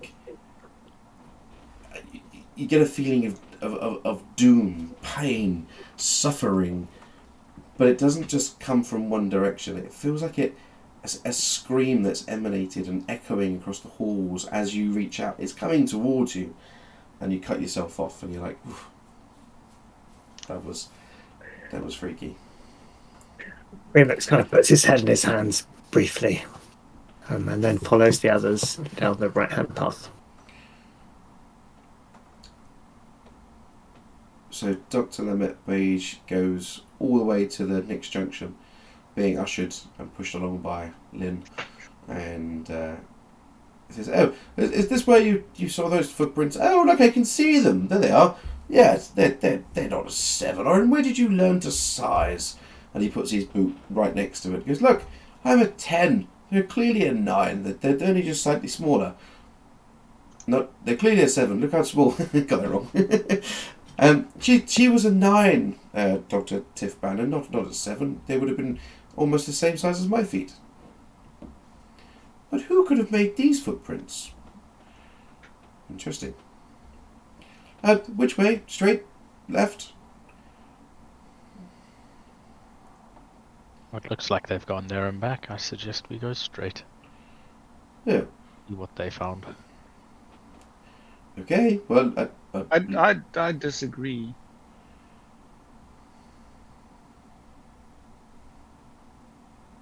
No firm reason why. Well, you're, I think we should go where they were going rather than to where they returned to, but I'm not good enough to tell anything about tracks. So I don't know if that means go straight or go left. I shall activate the drone and send it off to the left. so you've got your data pad and it starts transmitting data. You watch it go down the hallway to the left, and it's like a reddish laser that's going around and then feeding back to your data pad, and it goes down to a junction 200 meters. It can go left, right, or straight, and it continues straight. Just keeps going forward, and it starts to map out a little bit of this section. But it looks like it's going to take some time for it to go down tunnels, take left turns and bits and pieces. But you can clearly see that there's no obstruction for the section it's done already. And there's another junction down the bottom. I will tell it to softly bleep me on the data pad when it encounters a dead end each time, and just to take all the options. Okay. So we'll have that working in the background to give you some options. So do we follow the drone, or do we go down this way, which is straight? Let's go straight. Okay. The drone's doing its thing. We trust Ossus to keep us posted with that. We'll go straight and keep exploring a new direction. Okay. So you head down the tunnel that's forward ahead of you, and it's again exactly the same as you've seen in the previous tunnel. Statues in the walls and hieroglyphs. There's a lot of statues in this place. But after it comes to the next section, you visibly see it start to curve round to the right. So your options are turn left or continue, but it's starting to curve round to the right if you went straight.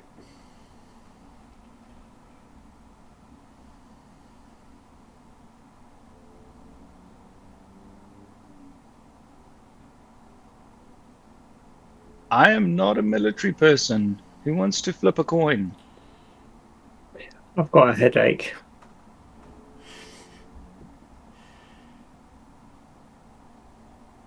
Anyone got a gut feel? It was a gut feel that gave me a headache. I'm going to look for the footprints. Did they go in the left or They've gone straight down this corridor that started to curve to the right. Let's follow the footprints. I was going to ask, which skill is tracking? If it was D&D, I would have said survival, but I was just reading the little blurb for survival, and it doesn't suggest that it's tracking. It can be used for tracking. I would agree that survival would work in this instance. Mind if I do a tracking check? Also, I will check to see if there's any clues tracks wise. How to track. Well, you can see that there's only one set of tracks, and they've come from the direction of forward, and they're going back forward. Sorry, did I miss something? Why are we not just following them then? Hang on a second. I just want to clarify this. Have they been walked both ways? Yes. Okay. So they came the direction that you're facing, come towards you, up to the previous junction and turned right, and then there was footprints going back the same way. But how would we know which is that way and which is back? We wouldn't. Last night, you only saw them go one way, didn't you? And now there's a return. Okay. Then I think we're going the wrong way. Yeah, that'll lead back to the surface. You'd have thought.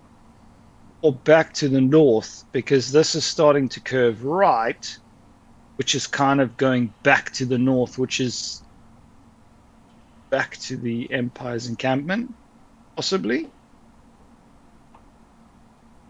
I think there's too many options here. Just look at a compass and see if what Lynn says is correct.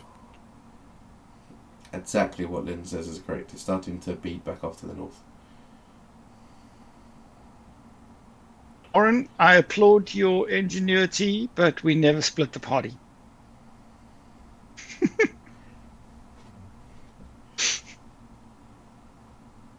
Should we Maybe can backtrack? speed that drone up. Most definitely. The drone is still doing its job if ISR looks, but it's not mapped very much more just yet.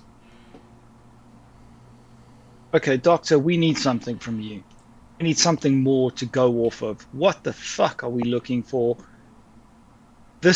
Otherwise we are mapping fucking tunnels under a rock, and we are going to be here for 6 months, in which time we will be discovered by the Empire and murdered. Well, I suggest we go deeper.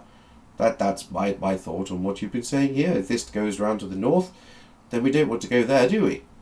I'd suggest we take a left and go deeper into the tunnels. Where do you normally store a vault? Deeper underground. Yeah, with Godzilla. So much panic in this town. So I'll take the executive decision, and he turns on his heel and marches off to the left. One moment. Is there any way we can set a trap for this person, so that if they were to come back, they might not make it back? Dig a hole? The floor is stone. Not dig a hole? Not lava, damn it. Proximity explosives? Sure, we should be killing them. Set to stun. It's just stunning Explosives to stun. Proximity energy weapon that is set to stun. Ooh, I found a staircase. Okay, let's follow the Doctor. I like your idea though, Aurum. You can flip a light side point to get the DM to tell you that there's such a device exists or not, and if you want to. Or actually, I saw. Could you rig something up just to give us a warning? Then, since that we don't want to blast anybody to hell. No. I'm okay. We'll just follow down to the staircase. Not even a proximity sensor, so we know someone's behind us. We could leave that stormtrooper helmet with the camera attached to it, pointing I down left this it corridor. upstairs. Fuck's sakes, Aurum. Putting that thing back on. Barely see my own feet. Didn't have to wear it. Well, look at here. Look at this staircase. It goes down. I think I'm going to follow it. I mean, you're welcome to stay up here on security, but I'm going down.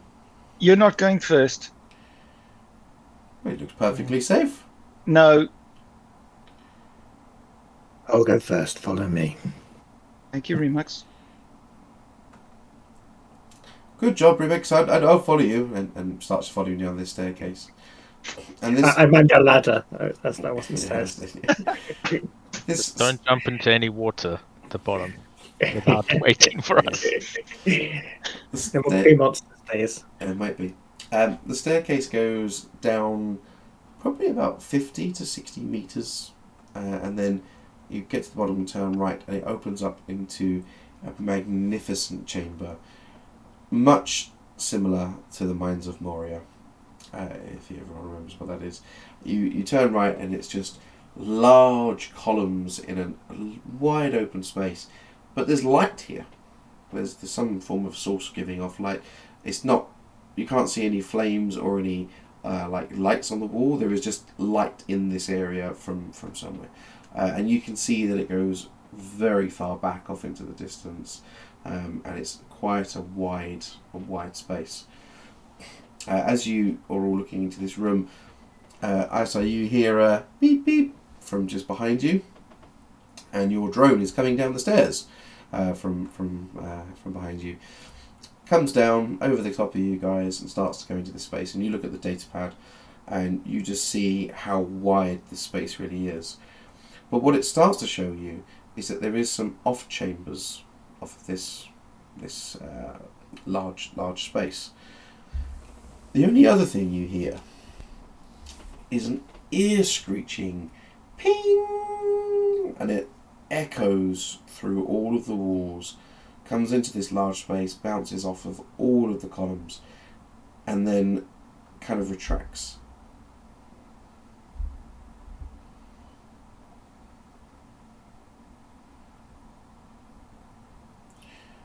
Would you look at the Sorry. Sorry, go on. What? A large ping, like a ping sound, but it, if you Retracts. fades away. There we go. Retracts is the wrong word. Sorry, fades away. Very confused. I said retracted, and I didn't know if it was the right word. But yeah, you hear this ping, and it echoes around you, and then fades away. And does that come from in front of us or behind us? Comes from the right hand side. Okay.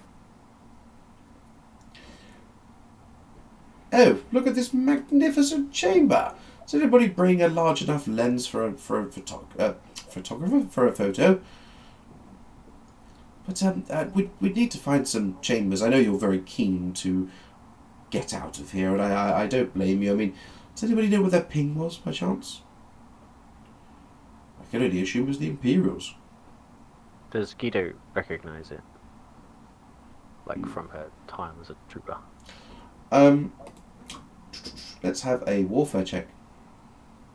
Where's my warfare? Starts with W. Not on my list, it don't. No, it's a knowledge skill. No. Galactic Civil War, if you're using the Excel. It is warfare. It's just not in alphabetical. Hold on. What's the check again? You're trying to remember. Average 2. Will be roll, baby, roll. Boom. Oof. 1 advantage. 1 advantage.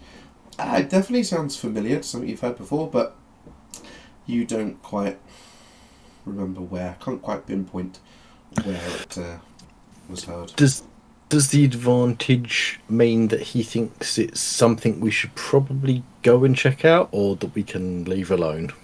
Does he feel that he doesn't know what it is, but it's important that we find out what it is? He knows that he has used it, or in his past it has been used before, but what application it's being used for now isn't quite certain. Does it clear that up? Really? No. Here is mud. Clear as mud, exactly. The clearest way possible. In these sort of circumstances, like, We should go and check would it it be would it be fair for me to make another check, given that I've like spent time With those under people. the Empire? Like, yeah, sure. it seems kind of unfair to just keep making the same check, though. So I wasn't sure how Well, that plays out. argue with me over something. Well, don't argue with me. Just give me another. You could try education. You could try another knowledge-based skill.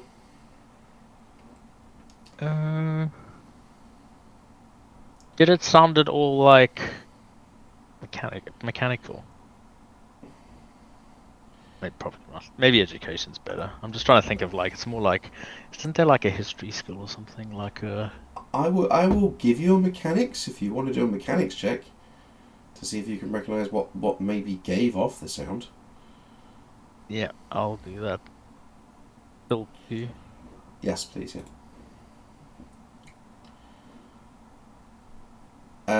Sonar.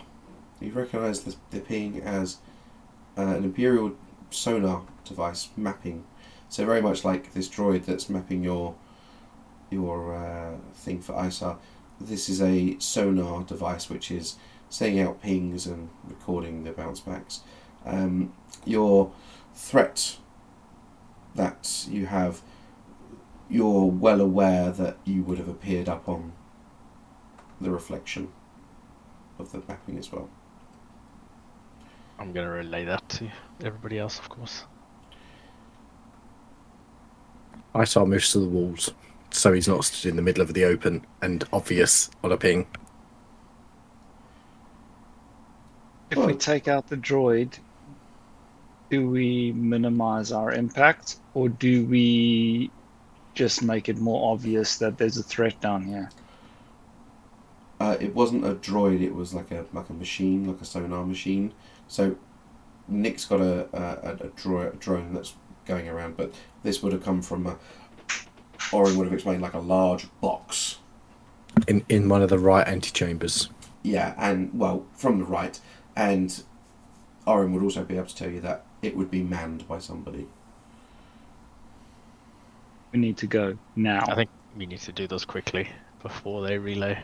Well, before they work out exactly what's going on. Remix, we're on you. Go. I say, should we turn off your drone? If theirs, we'll pick it up. Or is it too late now? We might as well leave it running. Okay. Let's go. So from the time that it takes Oren to tell you what this is and you decide to go James Bond style, you hear another ping. You all flatten yourself against pillars or walls or whatever it is to try and use Issa's plan. But you start counting after that second ping, and another one happens 30 seconds later. And it keeps happening every 30 seconds as you make your way across the chamber. I would like, I'm happy for you to do this as a group, a stealth roll, please. I have 1 yellow and 2 greens in stealth. I have the same. I am fuck all. 4 green. I fuck all. Sorry, Gary, you have 4 green. So 3 greens and a yellow. And I'm going to Take give your ability. Go on. you a black for Dr. Beige, who is not stealthy at all. Do not be racist. Can I make a suggestion? I don't know if it affects the roll, but can we, like, now that we know it's pinging every 30 seconds, like, we're going into combat, can we suggest the doctor heads back as a distraction and drags the pings off to, like, back to the main chamber? Well, before you roll the stealth roll, where are you going? Are you going to try and find the source of the pings? Are you going to just try and continue throughout the area? What are you looking to try and do? I was Take thinking out the towards pings. pings. So, I had already worked out that it's come from the right-hand side. Wasn't an antechamber, it was actually a corridor that's coming from the right that you work out is going that way. So let's have a stealth roll and see if you can get to that corridor without being caught. But I will give you a blue, as Oren was arguing that because you're timing the pings, that you can flatten yourself against the wall, knowing that they're coming up. And there's like statues and shit everywhere, right? Up against the walls, yeah. So Gary, 3 greens, 1 yellow, 1 blue, 1 black. Why am I making it? Unless It's someone has a stealth your- that mitigates black. Your ability, right? 4 blues? 4 blues, 4 greens. I thought the yellows was better though. No. So you take your ability Mhm. and add on the person who's got the best skill to your best ability. So me and Oren have got a skill of 1 in stealth, and you've got an ability of 4 agility, which then gives you 1 yellow, 3 green. 1 yellow, 3 green. Okay, cool. 1 Roll. blue and 1 black. 1 blue, 1 And black, 2 purple. 2 purple. 4 beans. Do it. Boom. Nice. Shit. That's why you're rolling it, Gary. Absolutely smash it. So you time this perfectly, and you usher yourselves up against pillars in time so that when the pings go off and they go around, you're, like I said, pressed against the wall, standing up against statues, so it just looks like a statue. And you get up to this pathway that's on the right hand side, and you just peer into it, and it looks exactly like all of the tunnels upstairs. It has statues, hieroglyphs, but it came from down this tunnel.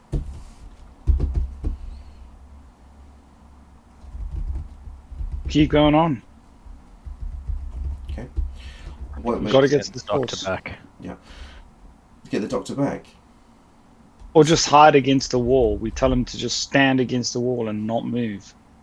Back in the main chamber, or with you guys?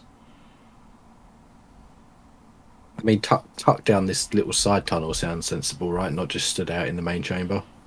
Okay. Yep. Like, find one where there's a statue that's got a bit more gap, and just be like, wait here for us. Effectively don't want him in the firefight. Otherwise, he looks petrified, and he goes, Okay. I was still as a statue, and he puts his arms by his side and actually pretends to be a statue. Right. Okay, we're going to go down this tunnel. Again, you have statues and bits and pieces. You know the timing, but we're going to have another stealth roll to get towards the end.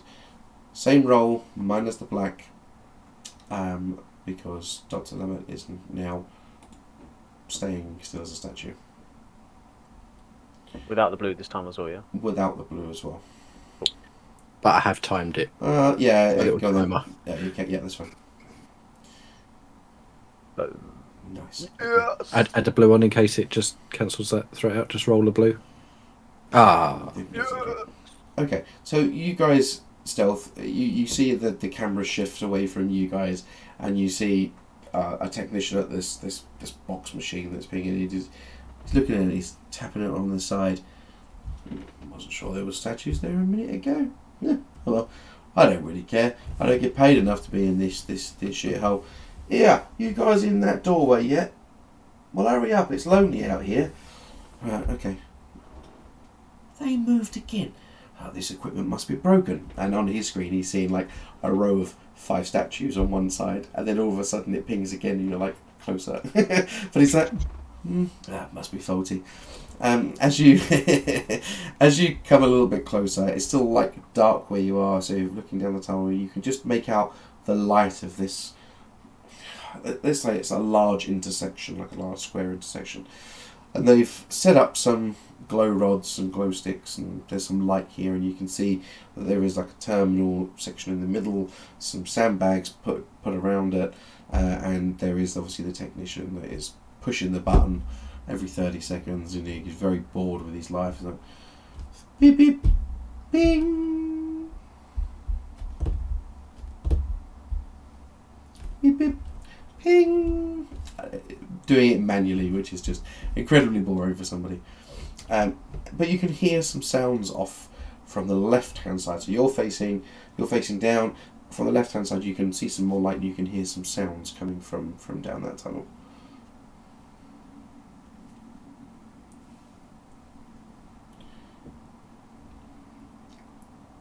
Ping. Did you say he was like down below? At the end of the corridor, he's in the centre of a bigger room. Yeah. Is he kind of down a bit? No. Or is it all the same level? It's all the same level. So you're coming down this corridor. You've snuck your way up. You can see it's a section where they've put some light up. It's a larger intersection. He's in the middle. He's got some sandbags around him with his equipment in the middle, which he's pushing and pinging and bits and pieces. Off to the left, you can see some more light and hear some activity. So going into the chamber to the left is where you can hear that from. Mm-hmm. Remix will say to the others, I can get to him quick and take him out. Shall I? I'll keep the pings going. Sorry, Gary, I spoke over you. Please say again. I was saying, let's get into position first. Whatever those positions might be. I just imagine we're all in a corridor. I'm just wondering what the position's going to be. That's exactly right there, Richard. You're all in a corridor, you know. Okay, tell me how this happens cinematically. I know what I'm doing. Go for it. Lead the charge. We hide in the corridor and wait for Remix to take the guy out quietly. What's the range? Cinematically, Yeah. So Right. he can cover the distance enough. Okay. where it should go. So I've now got the ability to enhance my athletic checks with some kind of ability. Who knows what it is? And I was thinking that Remix would do that. So kind of do a long leap forwards, enhanced, and just cover the distance to him while he's pressing buttons. Leap to him, and then using brawn, not the sword, just brawn, quietly, just like get him into a chokehold and choke him out. Okay. That's what I want to do. Well, let's roll it and see if it happens. So you roll your athletics check, including the extra dice.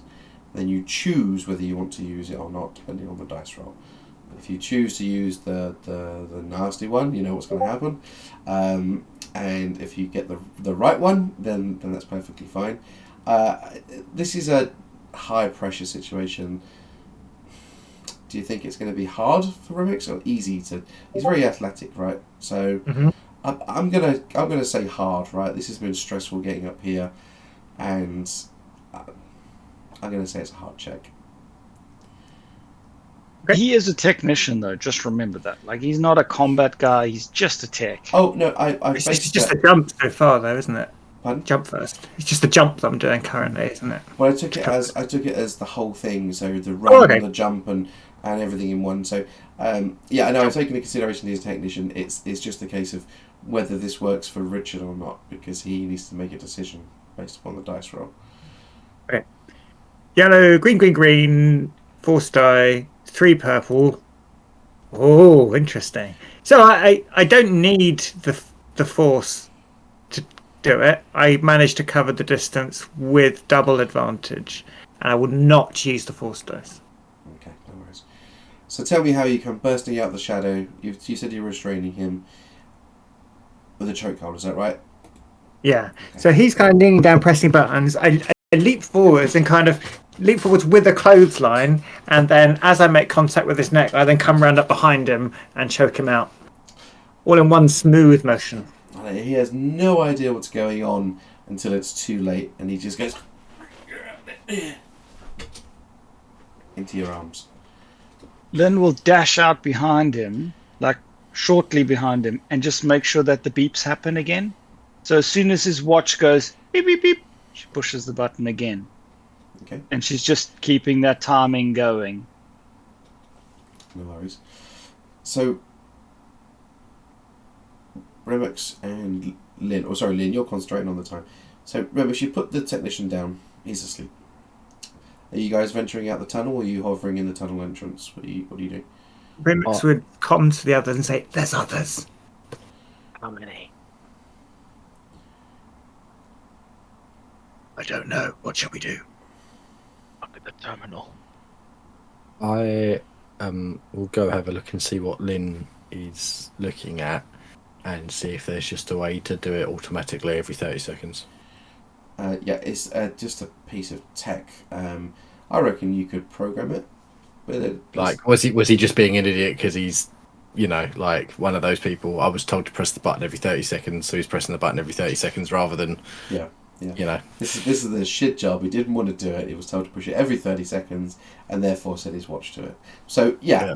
I can make you roll for it, but I'm not gonna bother. So you take a few moments, and you're like, oh, if he'd pushed this and pushed that auto button, it would have done it by itself. And you push auto 30 seconds, and then after 30 seconds it goes ping and continues doing what it's doing. What you can... I saw.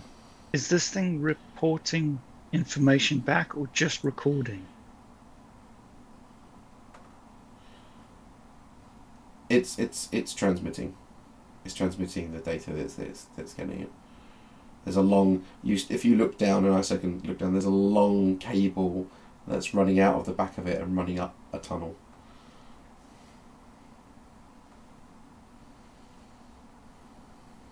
It's bad. I am. ISR is going to roll a computers check to basically loop the last result or 2 results or whatever, a result through. So it'll ping, but it'll, instead of taking the new data set from memory and then reporting that back through, it'll just use the one before, and it will just permanently load that into ROM. Okay, I'm gonna make you roll for that one. Yeah. So I still don't do a computer check. What's a phantom ping? I've got a button that's appeared at the top saying phantom ping. Whatever. So that's gonna have a hard computer check, please, Mr. ISR. That's not a button. That's the preview of the last thing in chat. Oh right, sorry. Okay. Can I assist you? No. Orin's on. Orin is watching out, and he's going to get some information in a second.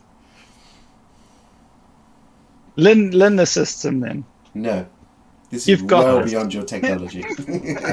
So I was just looking at my skills to see if there's anything I can do to take some strain and reduce difficulty, but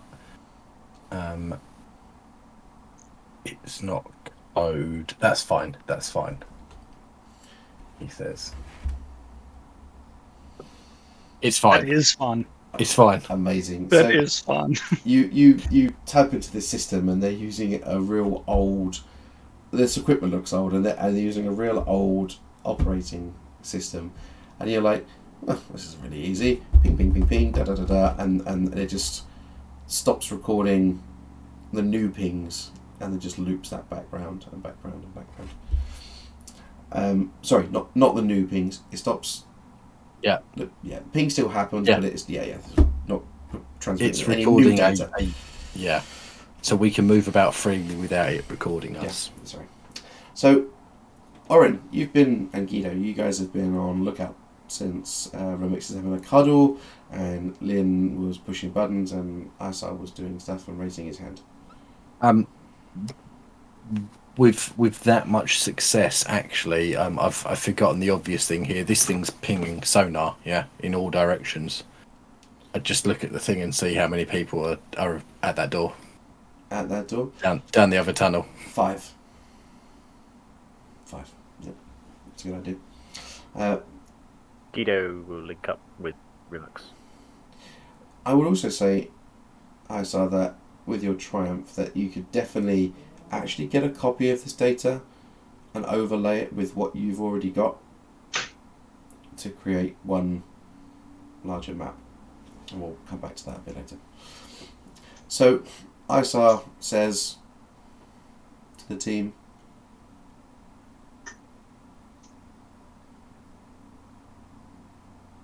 There's 5 motherfuckers down there. there we go. And what you guys can see is that they've got to this, looked like it was just a wall, but they've just drilled right through it. They've got some drills out, they've made a big hole, and, but why here? Right? Why have they just made a hole here? The wall looks pretty much the same as everything else. As you look through the hole that they have made, they're not actually there by this hole that they've made, it looks like it goes off into a much older tunnel. The walls aren't as smooth, they're more natural bedrock, and you can hear the sounds of drills and hammers and shouts of, as things are getting destroyed. That's my descriptive bit over. So we need to drop 5 people. We should be able to use the noise to cover our approach, right? Got here without being detected, so I'd hope so. Or we wait for them to dig a little further and take them on the way out so we don't have to do any digging ourselves. A bit dusty down here, isn't it? Bad idea. Where did we leave the doctor? Back in the... He's in the tunnel.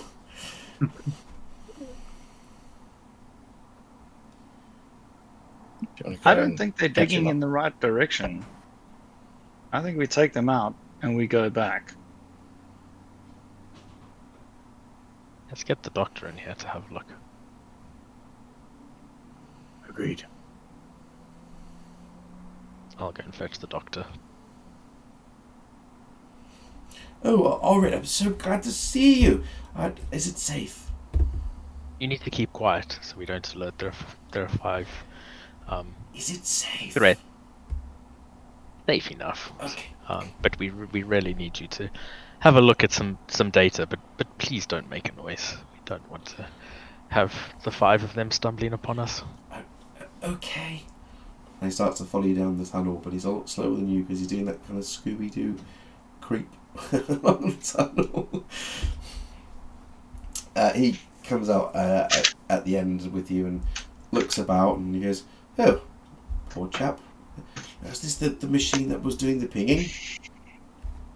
Oh, was this the machine that was doing the pinging? Yes, speak softer. Oh, I beg your pardon. So, what do we want? What do we need to look at in here?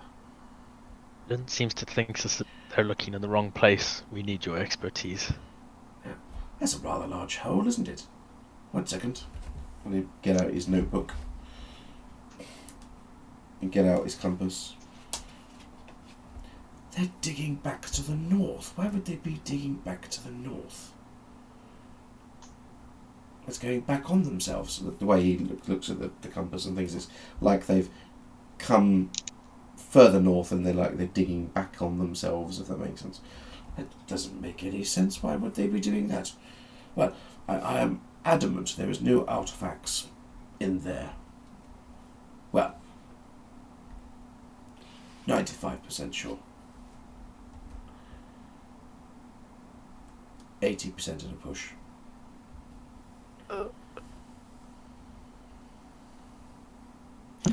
Well, it is keeping them distracted, whatever the fuck they're doing. Yeah, we don't need to take them out. Yeah. Could we hide this one? Does anybody have something we could leave here? He's just had a nap. He'll wake up eventually. They'll notice that. Tech? He's going to have one hell of a story. Something came out of the darkness and he fell asleep.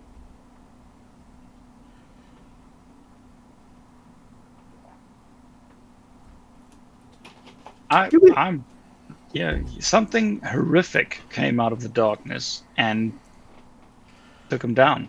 And now his computer's on automatic. Yeah. Something horrific came out and then upgraded his computer system for him. Maybe he won't ever say anything. You'll actually look at it and go, "Oh, that's how you make it work." And then, shh.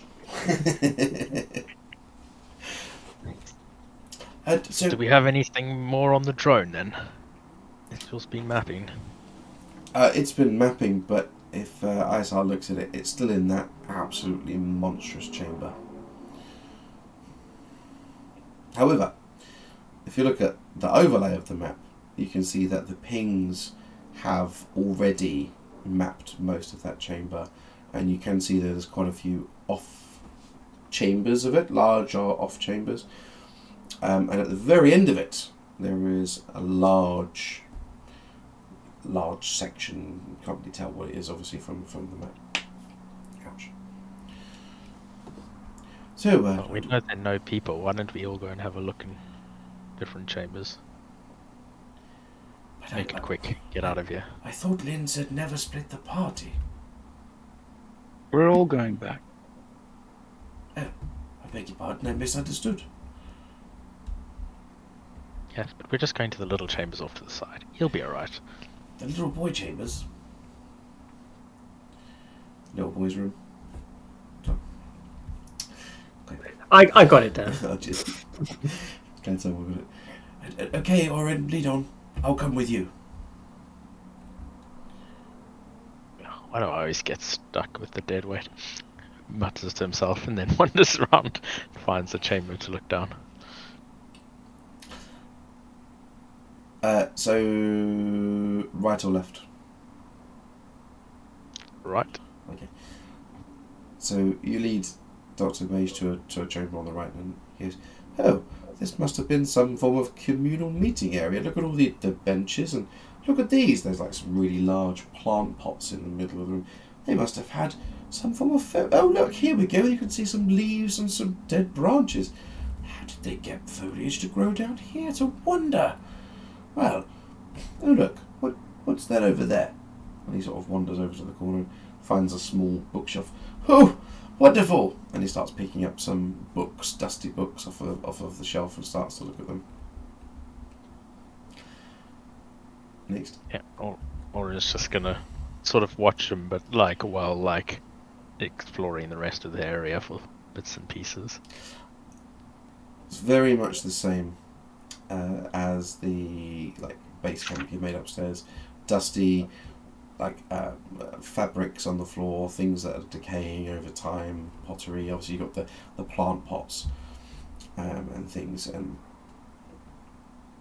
that are not doing too well. Who's next? So we all came back to the big chamber, and that was you two exploring one of the off chambers. And Antechambers. Thank you. Right. So, whichever one Remix was looking in, or direction he was heading in, when he sees Dr. Beige finding books, Remix will go over and join Dr. Beige at the books and also start flicking through books, specifically looking for ones with diagrams of forms, perhaps. You don't find them in these books. These appear to be either journals or stories or something, or fiction, but they don't actually mention anything to do with the Jedi. Even the titles are How to Fly a Kite or bits and pieces like that. But you can flick through the books with him. He's having a quick look as well. That's me. Thank you. Who's next?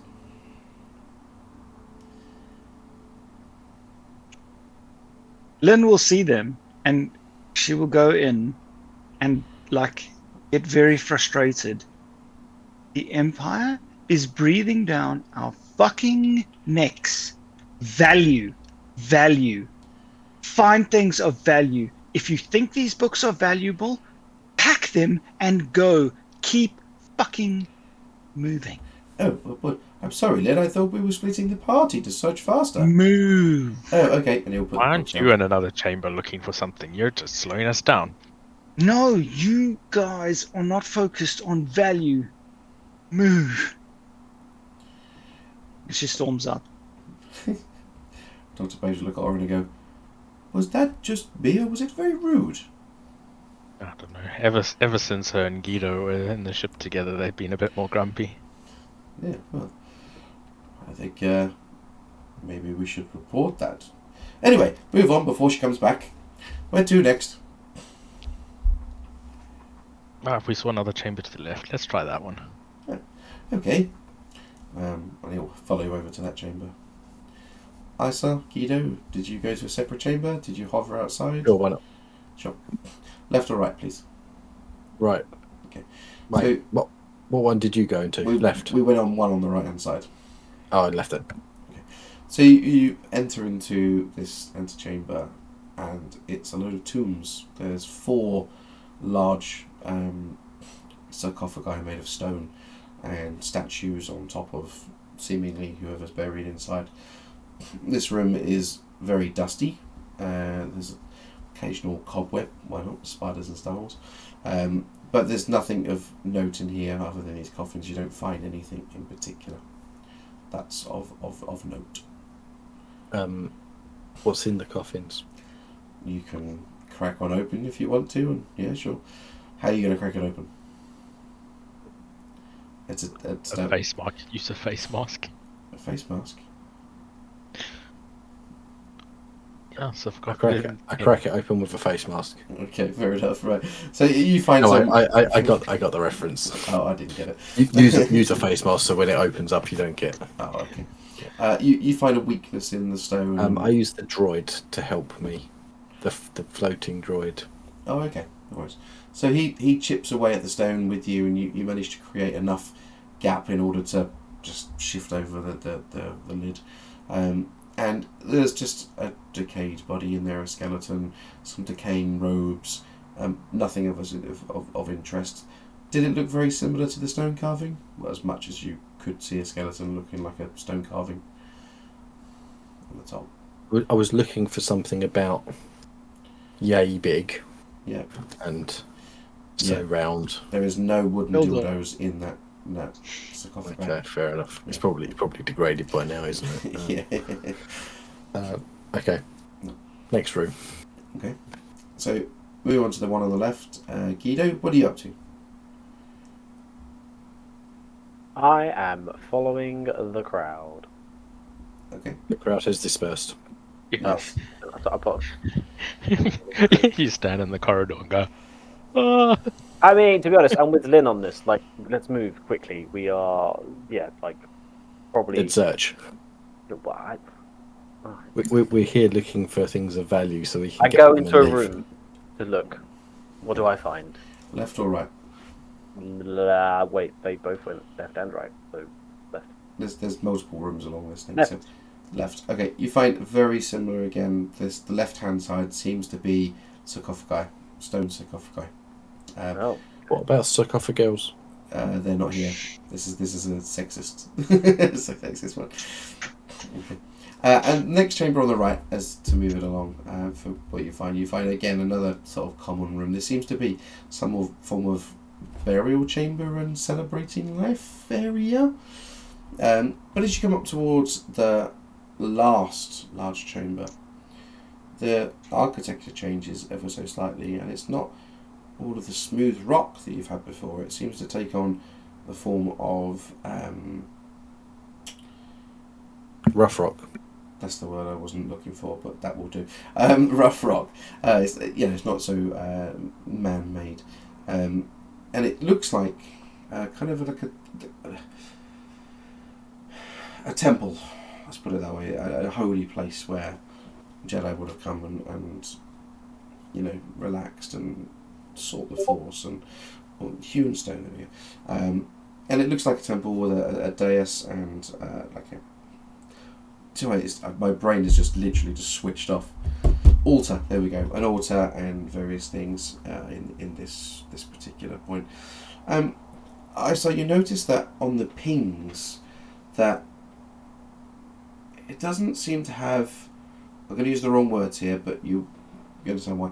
So the rock is rough, right? But the pings have made it drawn like a straight line kind of around it. There's a very small section that doesn't quite make sense. It's kind of like the ping on the sonar kind of dips in very quickly and then dips back out, but it doesn't quite make sense.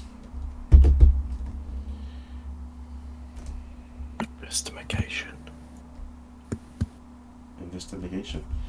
Sure. Go for it. What role have we got? Investigation. No, wait.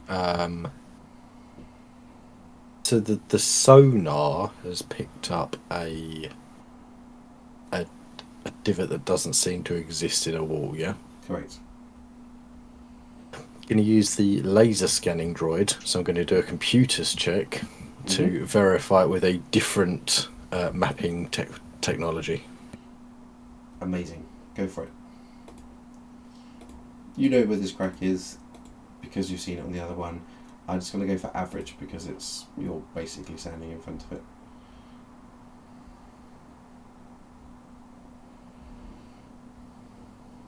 I'm going to use the advantages to the critters to advantage and just cancel out that threat. We don't need threat right now. Okay, no worries. So the droid comes over to the point you direct it to, and it starts to do its laser scanning. And as you're watching it, it's like The laser goes through the wall. No, it doesn't. It goes up against the wall, and you can see it bouncing back and creating the line across. And as it goes across the wall, like an arrowhead appears, dips into what looks like an arrowhead. And you see Dr. Beige goes, "Oh, I wondered where we were going to use this." And he pulls out an arrowhead-shaped key from his bag and goes, "Oh, let's see if we slot that in." And he literally, as the laser comes across, he slots it in, and you hear a loud click. And behind you, in front of the altar, a small staircase appears. So if you're looking from the other side of the altar, it looks like someone's going down the stairs. Bit of the joke, but so a small staircase appears. Ah, looks like we're going down again. Chop chop, everybody. And we will stop there for tonight. Can we just do one thing beforehand? Is there some way to close the staircase behind us? Sorry? Just what I was thinking too. Oh, yeah. Maybe when you get to the other side, or maybe some way of getting the key back. You could. I'd say it's easy enough to work out if you took the key out of the point, whether the stairs would go up or down. Let's say you pull the key back and the stairs don't retract. That makes sense. So they've gone down. You've taken the key out, and they've remained down for the meantime. There might be a way downstairs to push them back up. Who knows?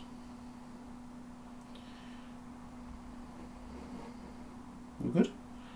That's a big smart.